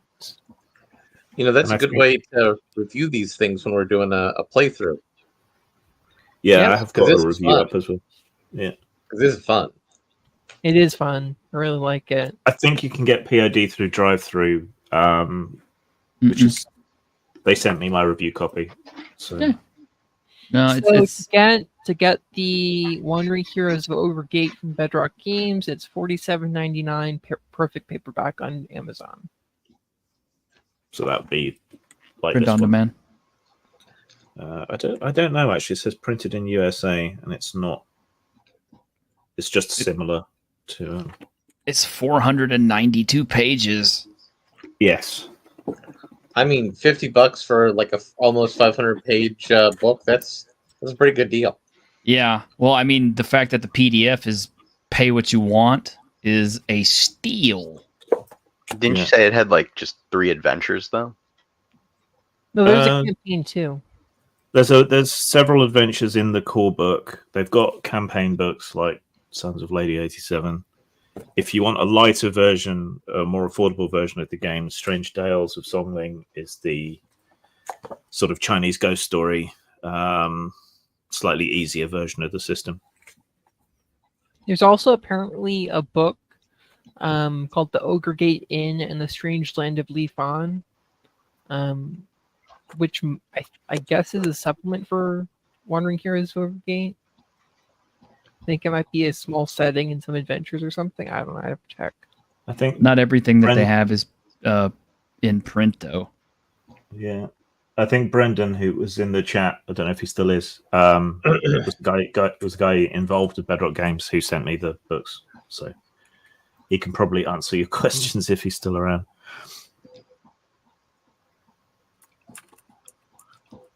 Seems like a good game. Like I said, it's really feels comparable to Lone Wolf Fists. I'm still gonna say that Fabula Ultima is preferred because I think you could do kind of something similar to this with that, Oh yeah, you could. and it would be even easier. Although I wonder, would it be like an epic fantasy JRPG or a techno fantasy or what? It's whatever you want it to be. If it's Yeah, Fabula Ultima, Fabula. you could do. Yeah, you could do anything. yeah, you could do anything with it. I want to run that for everyone in our group, Larry, but I don't know if anyone. I think maybe only you and I would be interested in that. Grim, K Mike, and Mal, we all played it. I was out that week, but I yeah. listened. I listened in. Oh, it was Dane. Yeah, it was Dane that was with us, and Neil. But we had a good time with it. Hey, Mal? Yeah. Oh, he might It's muted. be with dogs or something. Yeah. Or his wife. I don't know. He doesn't want to hear us dealing with his wife. Going all Ike Turner on her in the background. I didn't mean it that way. Don't make me start uploading tracks from Hard Archive. Oh no. Bitch Slap has a good track. It's almost as good as Pool's Closed. God. Is that? I know what this is. Fuck. Yeah. Took me a minute. throw links for those in the private chat, please. Okay, just a second. And then we need to get back to the game. Yes, I know. And not play them while we're on stream. No, do not play them on stream, ma'am. But Mal's still muted anyway, so he may not be back yet. No, I'm here. I was just letting you guys do your thing.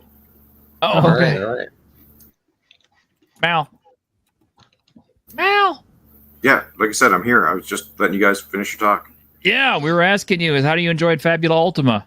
Oh, sorry, I didn't. I thought you were talking to the other people. Oh. I thought it was pretty good. You know, as far as games I would run, I'd probably run that. So, yeah, I liked it. Cool. All right. So, in the wake of the battle and with the pyre of bodies growing ever higher, you've beaten off the second attack. Phrasing. Well, I mean, one guy was left impotent from the first attack, so keep that in mind. Beating him off would be the opposite. more of a challenge. Yeah. And you'd already prepared, but you've taken some time out to heal, massage with the magical chi touch and some medicine from Dang Fu, who's absolutely not a witch, even though you just saw her burn a man alive with a touch. The white hair's just a coincidence. We're totally steroid free. Yeah, totally. You just saw us bounce spears and shit with our biceps, but yeah. Actually, Dang's hair is starting to look darker around the roots, as if the white is disappearing. Oh, really? Yes. That is interesting. Martial All right. arts making her younger. So, what then is the plan? Well, I mean, we're going to go talk to the warlord. Well, it's not And you know where he right is. in there. Where is the plan? Well, we know where the warlord's encampment is. We're going to go there. And we're going to explain to him that he really shouldn't keep losing his men in our village. It's a really bad return on investment for him. I mean, Mo's probably going to say something like, "Oh, the Emperor forbids, this, highway robbery." And then there's probably going to be a fight. There's probably going to be even more of the bandits that are going to be dead. And then I'm going to have to sew up everyone's clothes.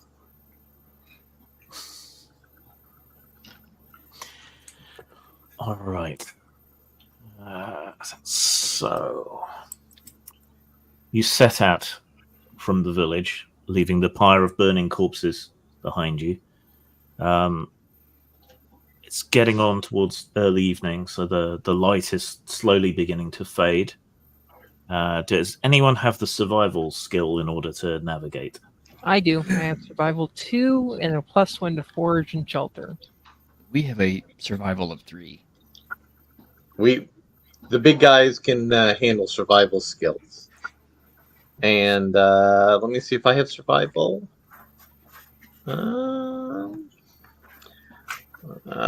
I have I don't have a survival skill with a number in it, so.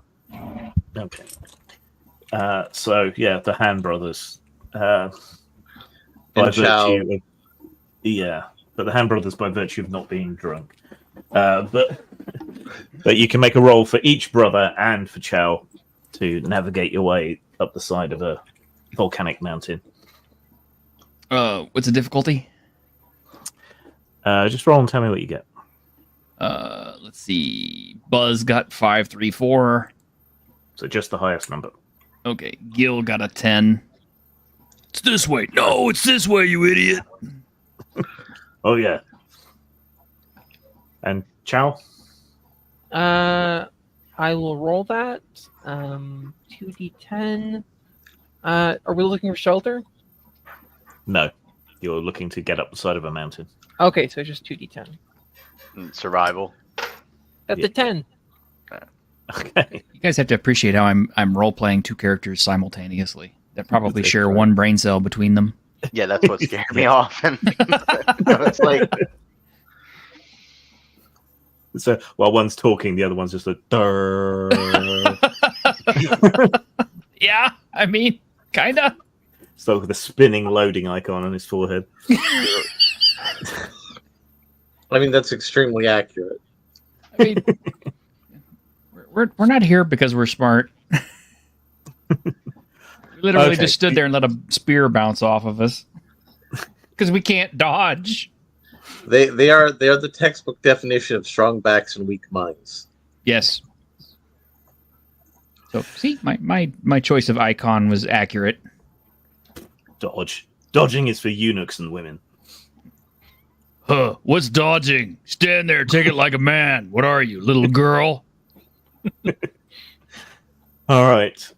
Yes, so you make your way up through the foothills and up onto the side of the mountain, which once upon a time, many moons ago, was a volcano. It's part of what made such rich soil around here, good for farming. Can you go back and repeat that line like you're Captain Lassard? Many moons ago. Many moons ago. There you go. You start to see, as the light properly fades and the chill of the evening sets in, you start to see lights further up the mountainside. And it looks like someone is definitely inhabiting an old fortress up here that hasn't been used in a very long time. And they're organized enough to have lanterns. So how does the stealth work?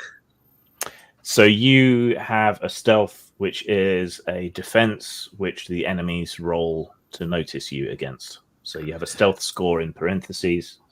Okay. And that's the difficulty to spot you. Okay. So I'm thinking about going into the camp and scouting it out. let me see. I might be able to help you with that. I think I noticed.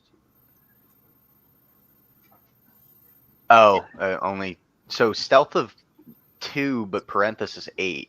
So what is that for? Like pose checks? Yeah, so they have to roll to notice you. Okay. Yeah, so they have to get So that or higher to notice you. And what's yours? 2 in parenthesis 8. Yeah, so we have pretty good stealth scores. My thought process is we sneak in. My stealth is a parentheses of 6, but no skill rating. Yeah. Yeah, that's what I got too. Yeah, you're the big drunk guy, so your ability to sneak is probably suboptimal. And then we got to us. Here, didn't we see will me, try I to think you sneak. did. Sneak, sneak, sneak. You cannot see me. No witnesses as a form of stealth. It is. It is. Actually, we have a Yeah. stealth of 4, so we're surprisingly stealthy for lugs. Big meatheads, yes. Yeah. So that's why I think the plan will be we'll sneak in the encampment, get an idea of where people are. Maybe some people in the encampment might end up getting poisoned. I don't know. Stranger things have happened. We got an 8 and a 7. Yeah. But you don't need to worry about rolling it. This is planning. So you get within sight of the fortress. It's a simple square building, right on the edge of the caldera. So one side of the fortress is much longer because it has to cope with the slope. There's a cleared area out front of it with a few hand carts and things, narrow ones for pushing up and pulling up and down the mountain path, which you've been coming up.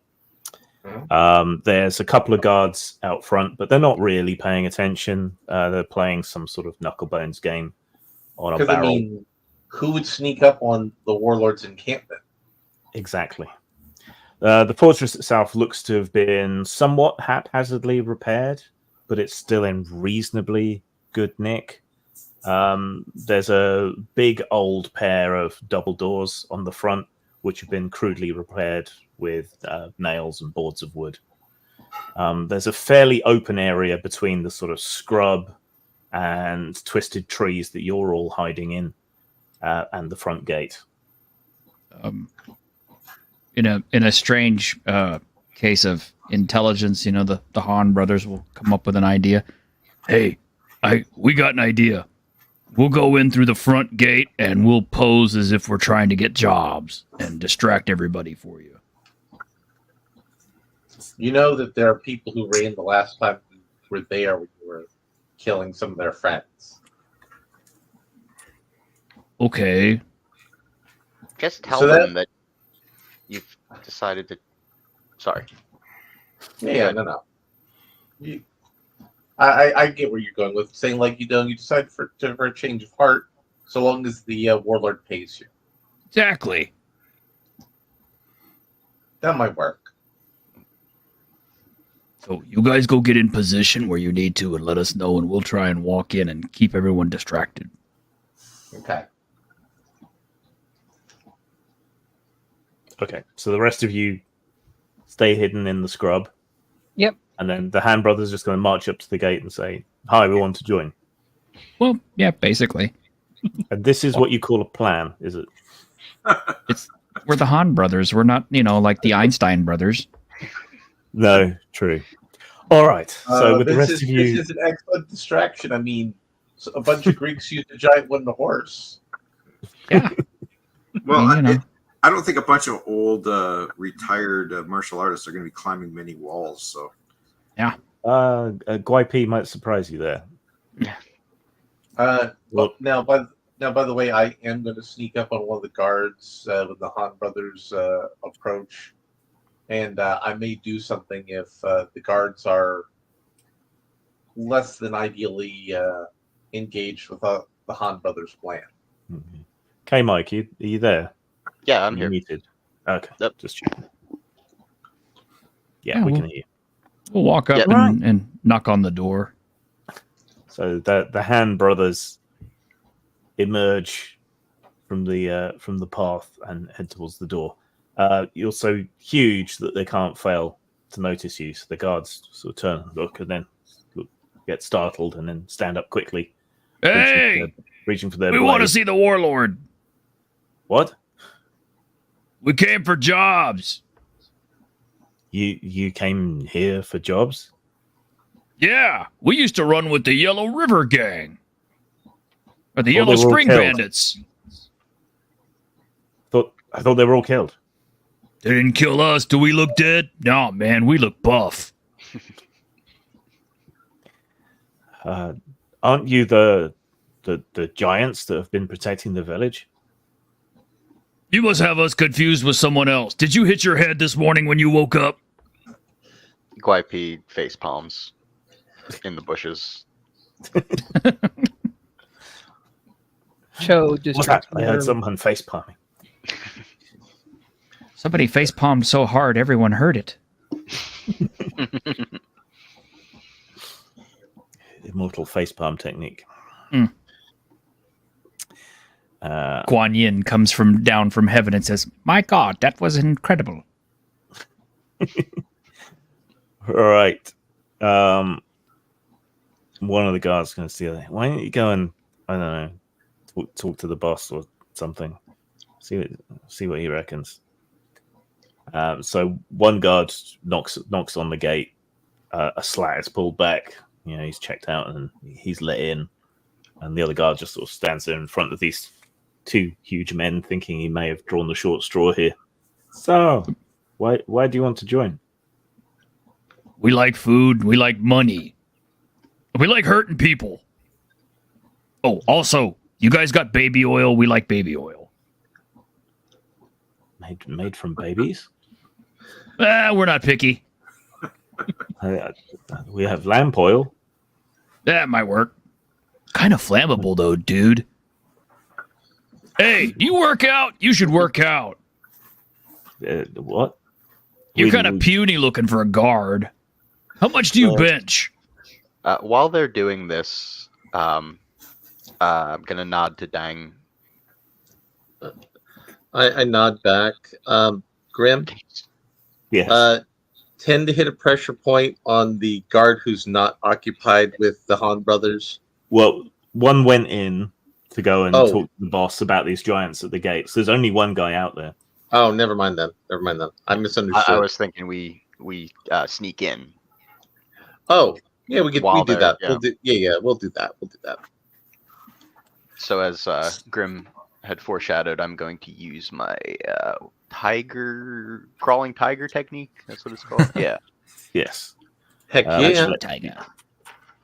Which lets you climb all over surfaces without having to worry.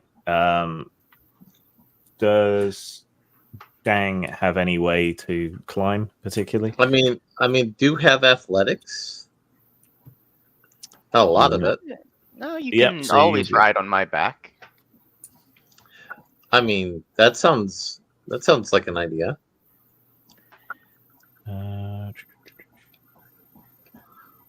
Okay.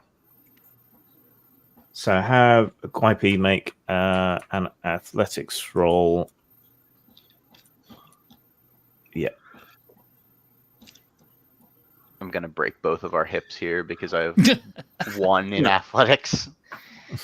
Well, it's a TN6, so yeah, you got 50-50. Just about. And my favorite number, 8. Again. Okay. Yeah. It's the first time a woman's voluntarily touched you in about 20 years. But yes, I had no idea it would end up like this. Not my intention. So soft. It's a bit old for your taste, but still. We should go into business together. Oh.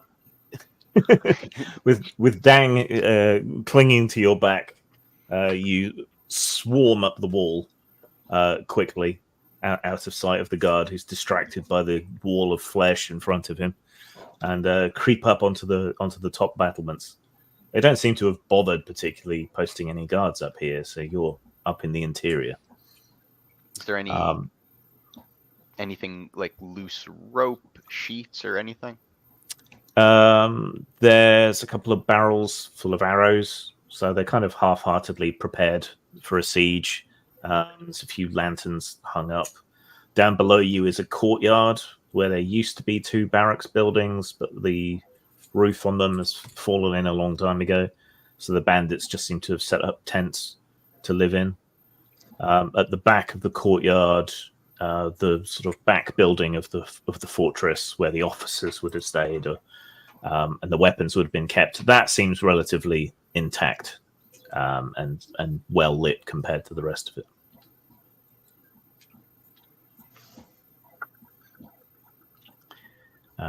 From your vantage point, you see one of the guards sort of weave his way back through the crowd of bandits who are all gambling and drinking and telling stories and so on, back to the front gate. The front gate opens up a crack again. The guy says, yeah, the boss would like to see him.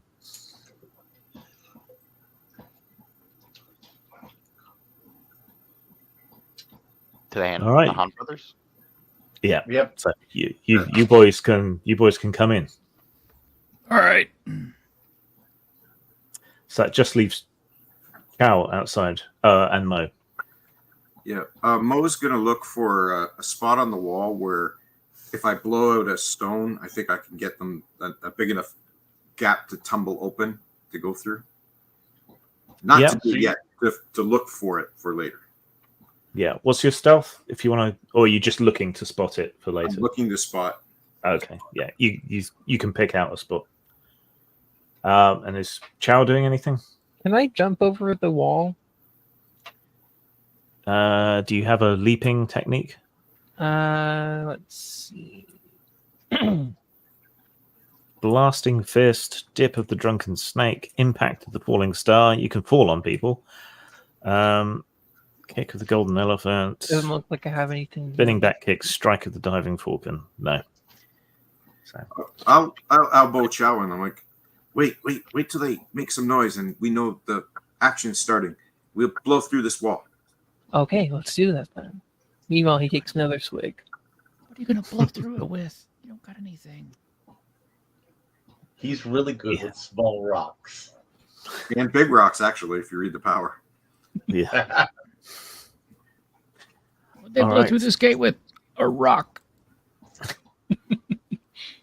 All right. So the two guards go back to their dice game or whatever it is, while the Hand Brothers are led inside. Yeah, there's a whole. So did Ogre climb down to behind where the boss is at, or down to adjacent after the building so we can sneak in? Yeah, you can creep around the upper wall to get to the rear building. So, and as you do that, presuming you're doing that, the Hand Brothers are sort of led through the crowd of bandits. Some of whom start pointing. They were defending the village. What are they doing here? Relax. The boss wants to see him. Says he can, bring him over to our side. So the guards lead the Hand Brothers to the fortress at the back, and in through the door at the bottom, which is in a similar state of not particularly great repair as the front door. Is there any food cooking or anything along the way? Yeah, there's a bunch of food cooking. There's a pig which they probably stole from the village. Yeah, the Han brothers will help themselves to food, and they're eating it along the way. Like Obelix. Yeah. Just, roast boar, my favorite. Hey, is that a pig? And one of them pulls it off, and they split the whole thing in half and just start gobbling on it. If the guards give them dirty looks, they'll just kind of look back at them. You want some? Of the pig, or are you offering a fight? Do you want some? No, you keep it. It's fine. All right.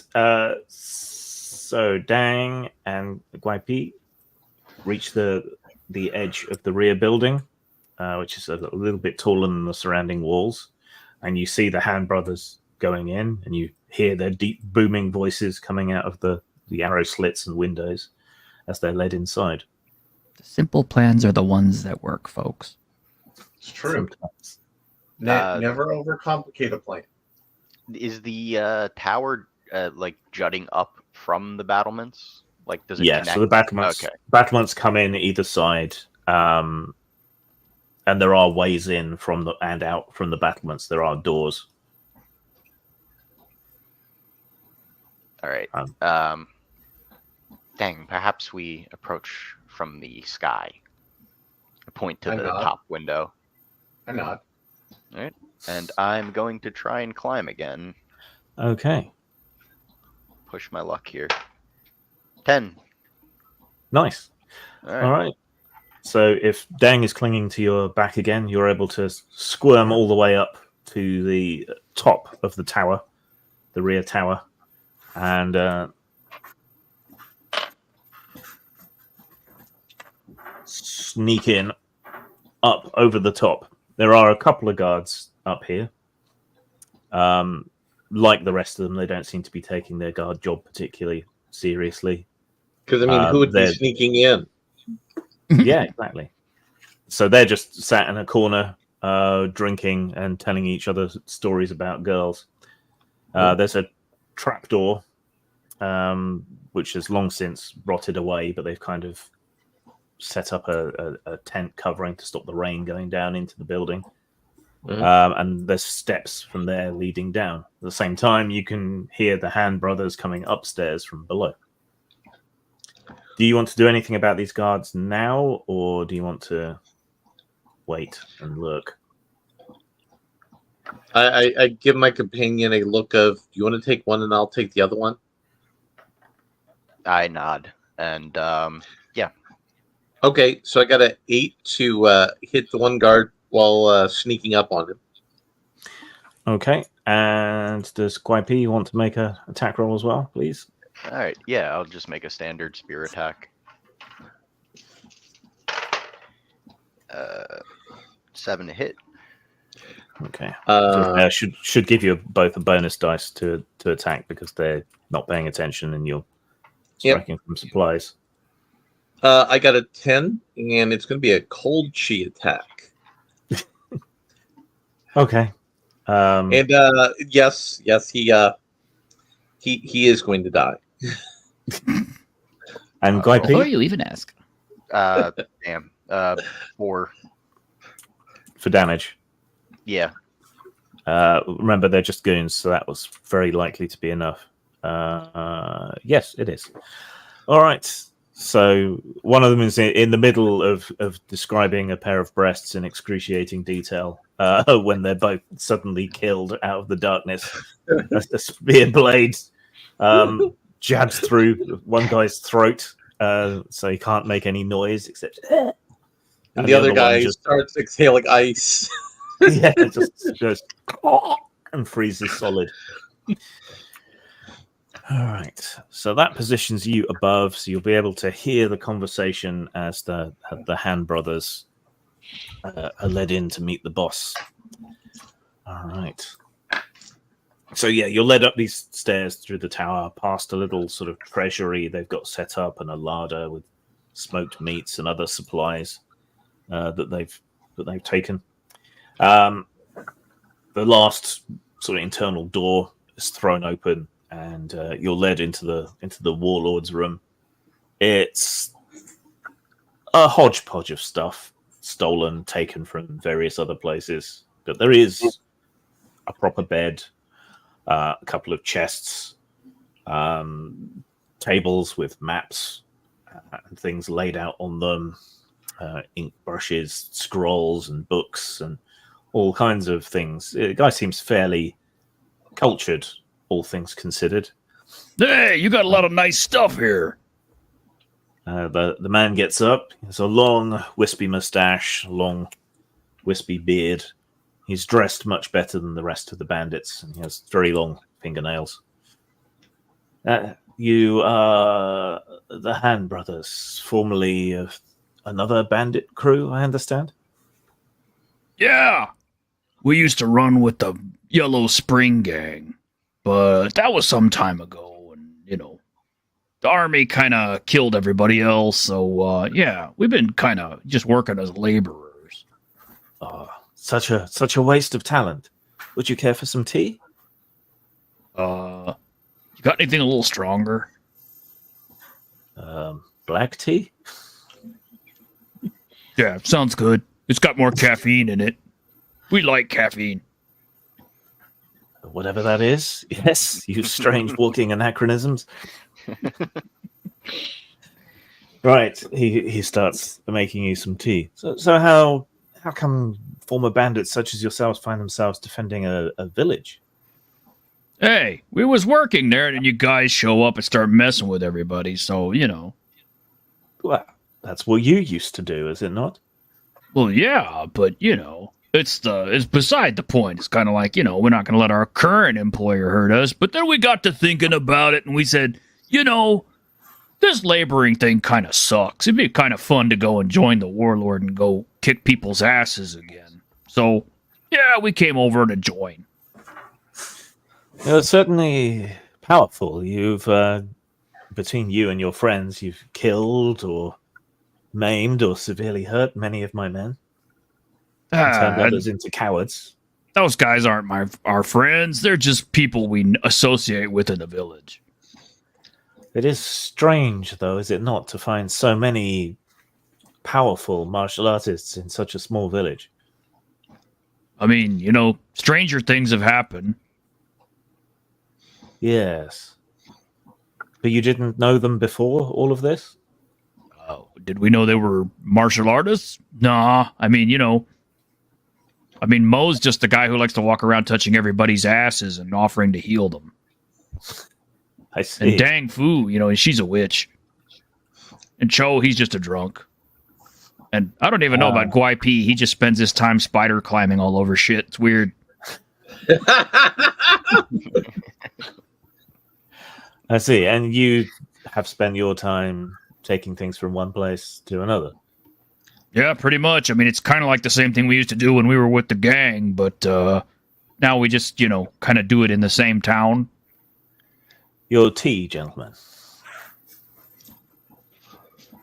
Yeah, these guys will just sip the tea pretty much almost straight out of the pot. I mean, one of them's holding the pot, the other one's drinking, and then the other guy will hold the pot. Chug, chug, chug. Yeah, basically. They don't even care if it's hot. Oh, brisk. So then, if you're to work for me, what would the terms be? We like money, we like food, and we like baby oil. Yeah, we like baby oil. And you got any women? There are no women currently amongst our ranks. I find them distracting. Oh, but we'd have a chance to get some, right? Of course, of course. Yeah, sounds fair.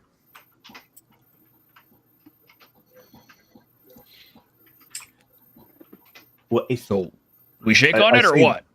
I see the private chat message. If you want to ninja them, you can. Wrong culture, though. No. So yeah, that's our strategy. I think that's what we're gonna do. We're gonna make our way down, Okay. and then surprise. Yep. Supplies, motherfucker. All right. Well, presumably everything is now going to kick off horribly. So, can everyone make speed rolls, please? Though you will get your surprise attacks in first, obviously. I mean, I don't know how it could go terribly. It's 4 of us and the warlord. Yeah. I got an 8. Wait a sec. Let me sort out the other guys first, and then Sure. Oh dear God! I rolled double 1 for the chief bandit, so that's not good. There's one other bandit standing there in that room, so okay. And then there's all the bandits outside, but they're not going to know anything's going off. At least not immediately. Okay, so Charles, initiative roll. Let's see. So what do I use for initiative? Speed. Okay, speed. Thank you.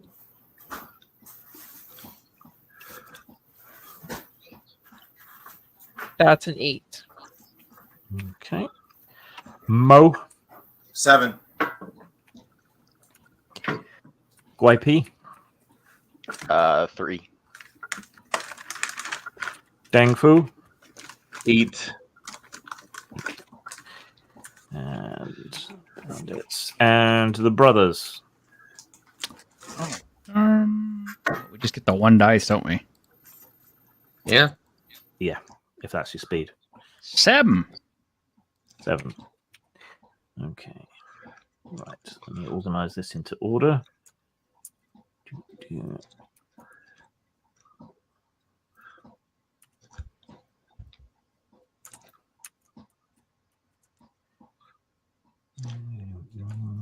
Actually, we have a dash next to speed, so I'm just guessing it's just 1 dice. 2 dice take the lowest because you don't have any speed. Oh, okay. 2 dice. Okay. Let me re-roll this then. 4. Okay. 4.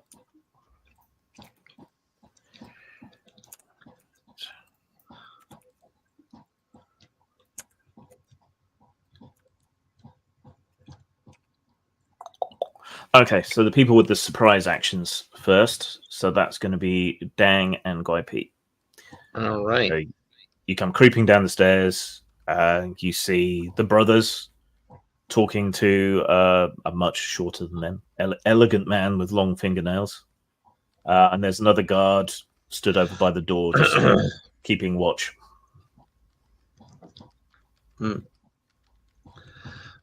All right. So I go to hit the guard who's in the room.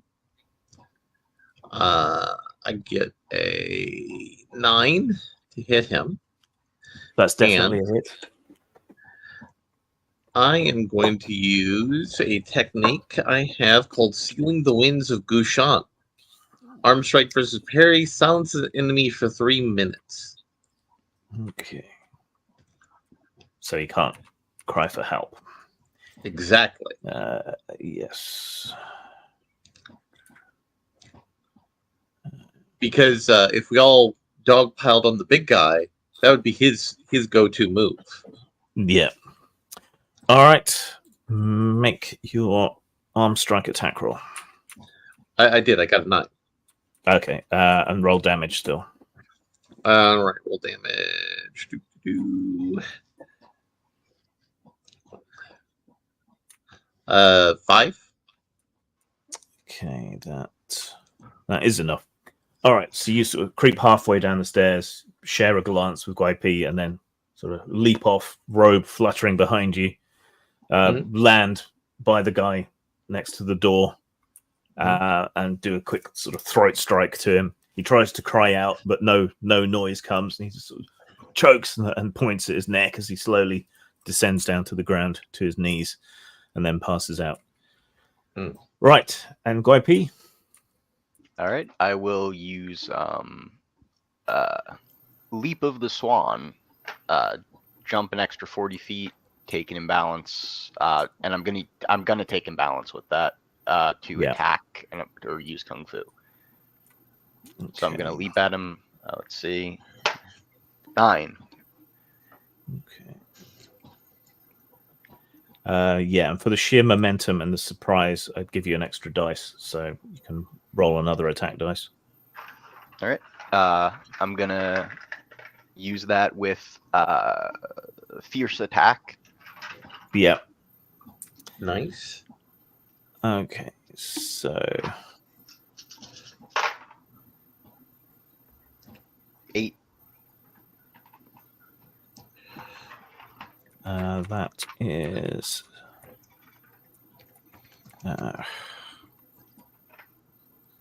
okay, so yeah, you did hit him, and that does do damage. So you do a wound to him. Okay. Oh, don't I roll damage? Oh, I thought you had. No, that was my attack. Yeah, it's weird because it said the one technique can go into another kung fu maneuver. Into another. All right, yeah. So roll damage with the bonus from the hard strike. Yeah. 7. Okay, so yeah, 1 point of damage. All right, so as Dang Fu leaps off and sort of glides across the room to throat strike the guy by the door, you leap heroically off the stairs and come down hard, striking with your spear. You manage to catch him, but something suggests to him that you're coming. He manages to sort of twist to one side, and you only strike a glancing blow. All right. So now we're into normal actions. So Chow and Mo outside aren't going to notice anything yet. Okay. Dang Fu gets to go again.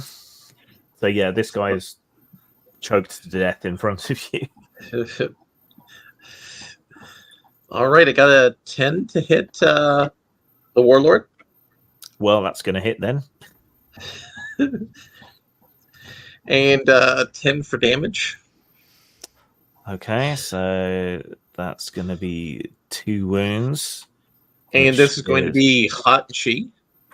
Okay. It's enough to take him out, but not enough quite to kill him. So...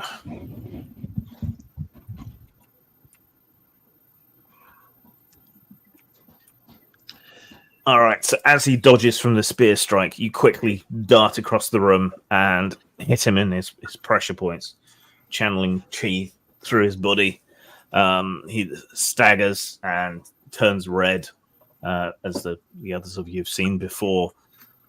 He starts to steam and tear at his clothes and kind of collapses into a twitching heap, struggling to cope with it all. Does he scream out or anything?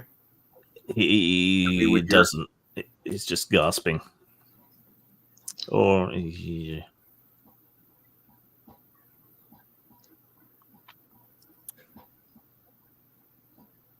would he?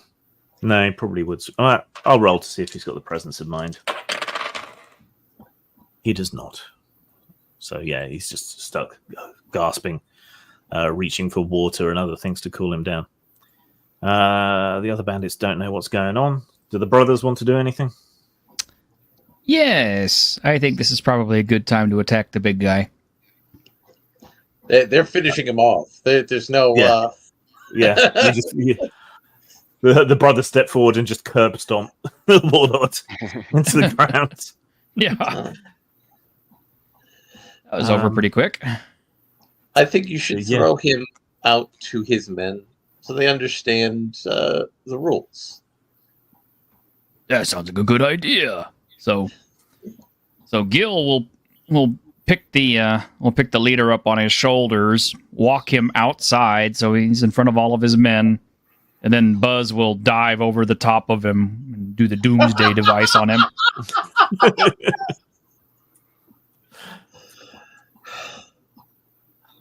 So you're throwing the body out and then throwing yourself Desecrating onto the body. Yeah, they're desecrating the remains.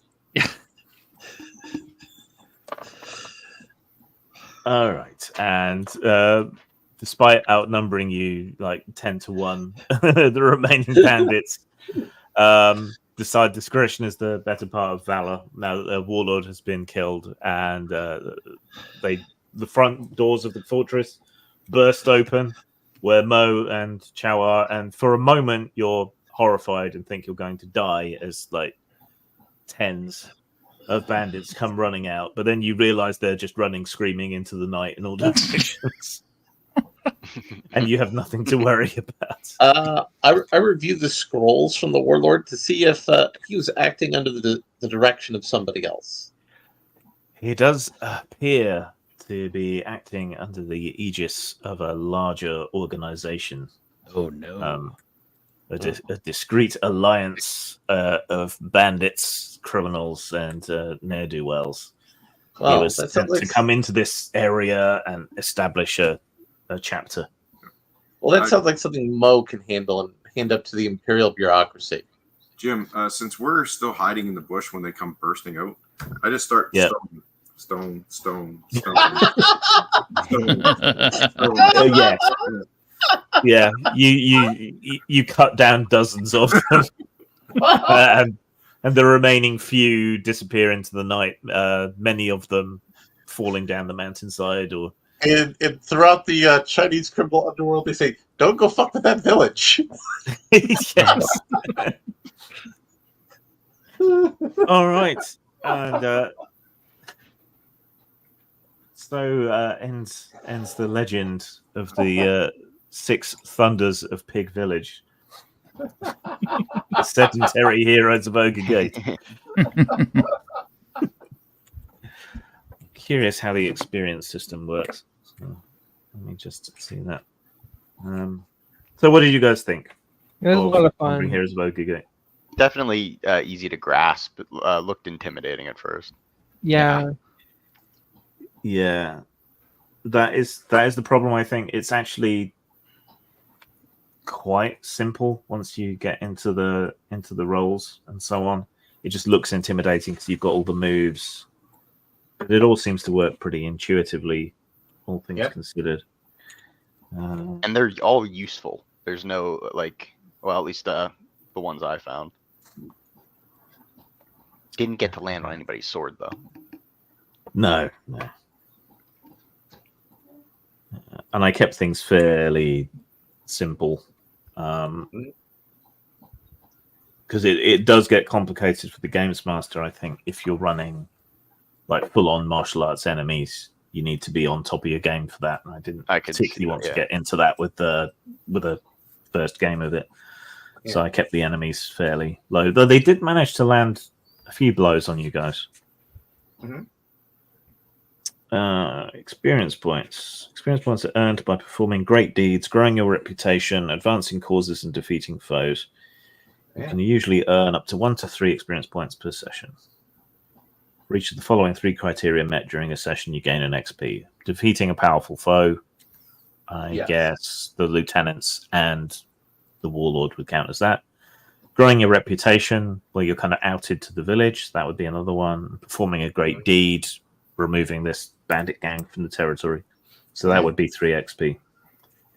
And you can give bonus XP if you find like a top secret martial arts manual, if you perform an exceptional deed, like killing a demon king or something. How about just being cool? I mean, that should always give you extra XP. So experience points are spent. 3 points for a level 1 kung fu technique, 6 points for a level 2, and so on.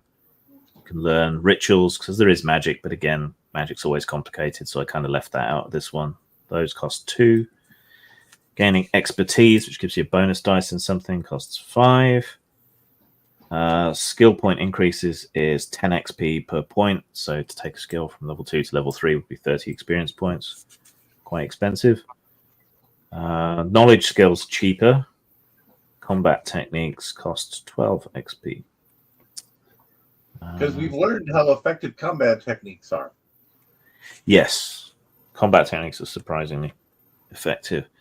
And then, as well as that, you keep a track of your total XP, and that takes your chi up. And when your chi goes up, one of your defenses goes up. You get access to higher level techniques. You can take more wounds, all of that kind of thing, which is cool. So yeah, I liked that. That was good. I think that was, when I reviewed it, my concern was that basically your stats only run, well, you don't have stats, you have skills, and your skills only run 1 to 3, which doesn't seem like a great deal of difference between different characters. So I was worried that the depth of character customization and stuff wasn't really there. But then you do have the specialities, and then the different martial arts techniques and combat techniques do allow you to individuate your character, at least so far as combat is concerned. And it keeps things simple and flowing. So with the post-apocalyptic martial arts game we were playing, T-shirt, I think familiarity with that system would ease a lot of the problems, but this was pretty graspable from the get-go. Yeah. I mean, they both kind of have their strengths, but yeah, this one is a little quicker to pick up on than the other. Yeah. The other one was a lot more epic, I guess, because, I mean, it really power felt... level, it's just... Yeah, the power levels were awesome, just because it really did feel like a Fist of the North Star game. Yeah. But, yeah, I enjoyed this. I hope you enjoyed it. I hope people watching enjoyed it. And as we discussed, you can buy it in PDF. And I think there's some hard copies still out there somewhere. From Bedrock Games, it seems to have quite a bit of support. And if you want a sort of lighter version of a similar game, Strange Tales of Songling is basically Chinese Ghost Story, the RPG. So also worth a look. All right, well, I guess that's it for tonight, gentlemen. Next week is T-shirts game, the settlement game. Yes. Yep. So join us for that over on the T-shirt to Destroyers channel. Go over and subscribe. I can torment people again next week. Yes, torment us and kill our characters. And then you want me to run Dragonbane next? I want to wait until I get the books in, but yes. Okay. Hopefully I'll get them by next week, but... Okay. Well, we got 2 weeks, so hopefully you should have it by then. So yeah, Dragonbane is it Swedish? I think it's Swedish, isn't it? Yeah, it's Swedish. Yeah, I've always wanted to try that one. Yeah, it's a Swedish RPG that kind of derives from the Swedish translation of RuneQuest, but they had a new edition out fairly recently. So it has ducks from RuneQuest. Yeah. I call the duck. However you feel about that, might end up with a Darkwing Duck homage. I mean, you can make a Donald Duck as a barbarian. I mean, you can do that in RuneQuest as well. So, Well, that's what got me into Dragonbane was the fact that I am a big fan of RuneQuest, and I was told basically that Dragonbane was RuneQuest at one point. At one point, yeah. So Yeah. all duck party, we think then. You Sure, why can do not? that in That'd be RuneQuest funny. as well. That might be fun. The Feathers of Fury. Call it pond scum and make you all criminals and rogues. Grim, you have a All right. fascination with making all the starting characters like criminals and everything. And Mal's the first person to yell at me and say, "I don't want to play a bad guy." I don't like funny guys. Well, ducks are pretty bad. They are, go go and look up scientifically accurate ducktails on YouTube if you don't. You. Geese are worse, man. When I was a kid, I got bit by a goose. Oh my god.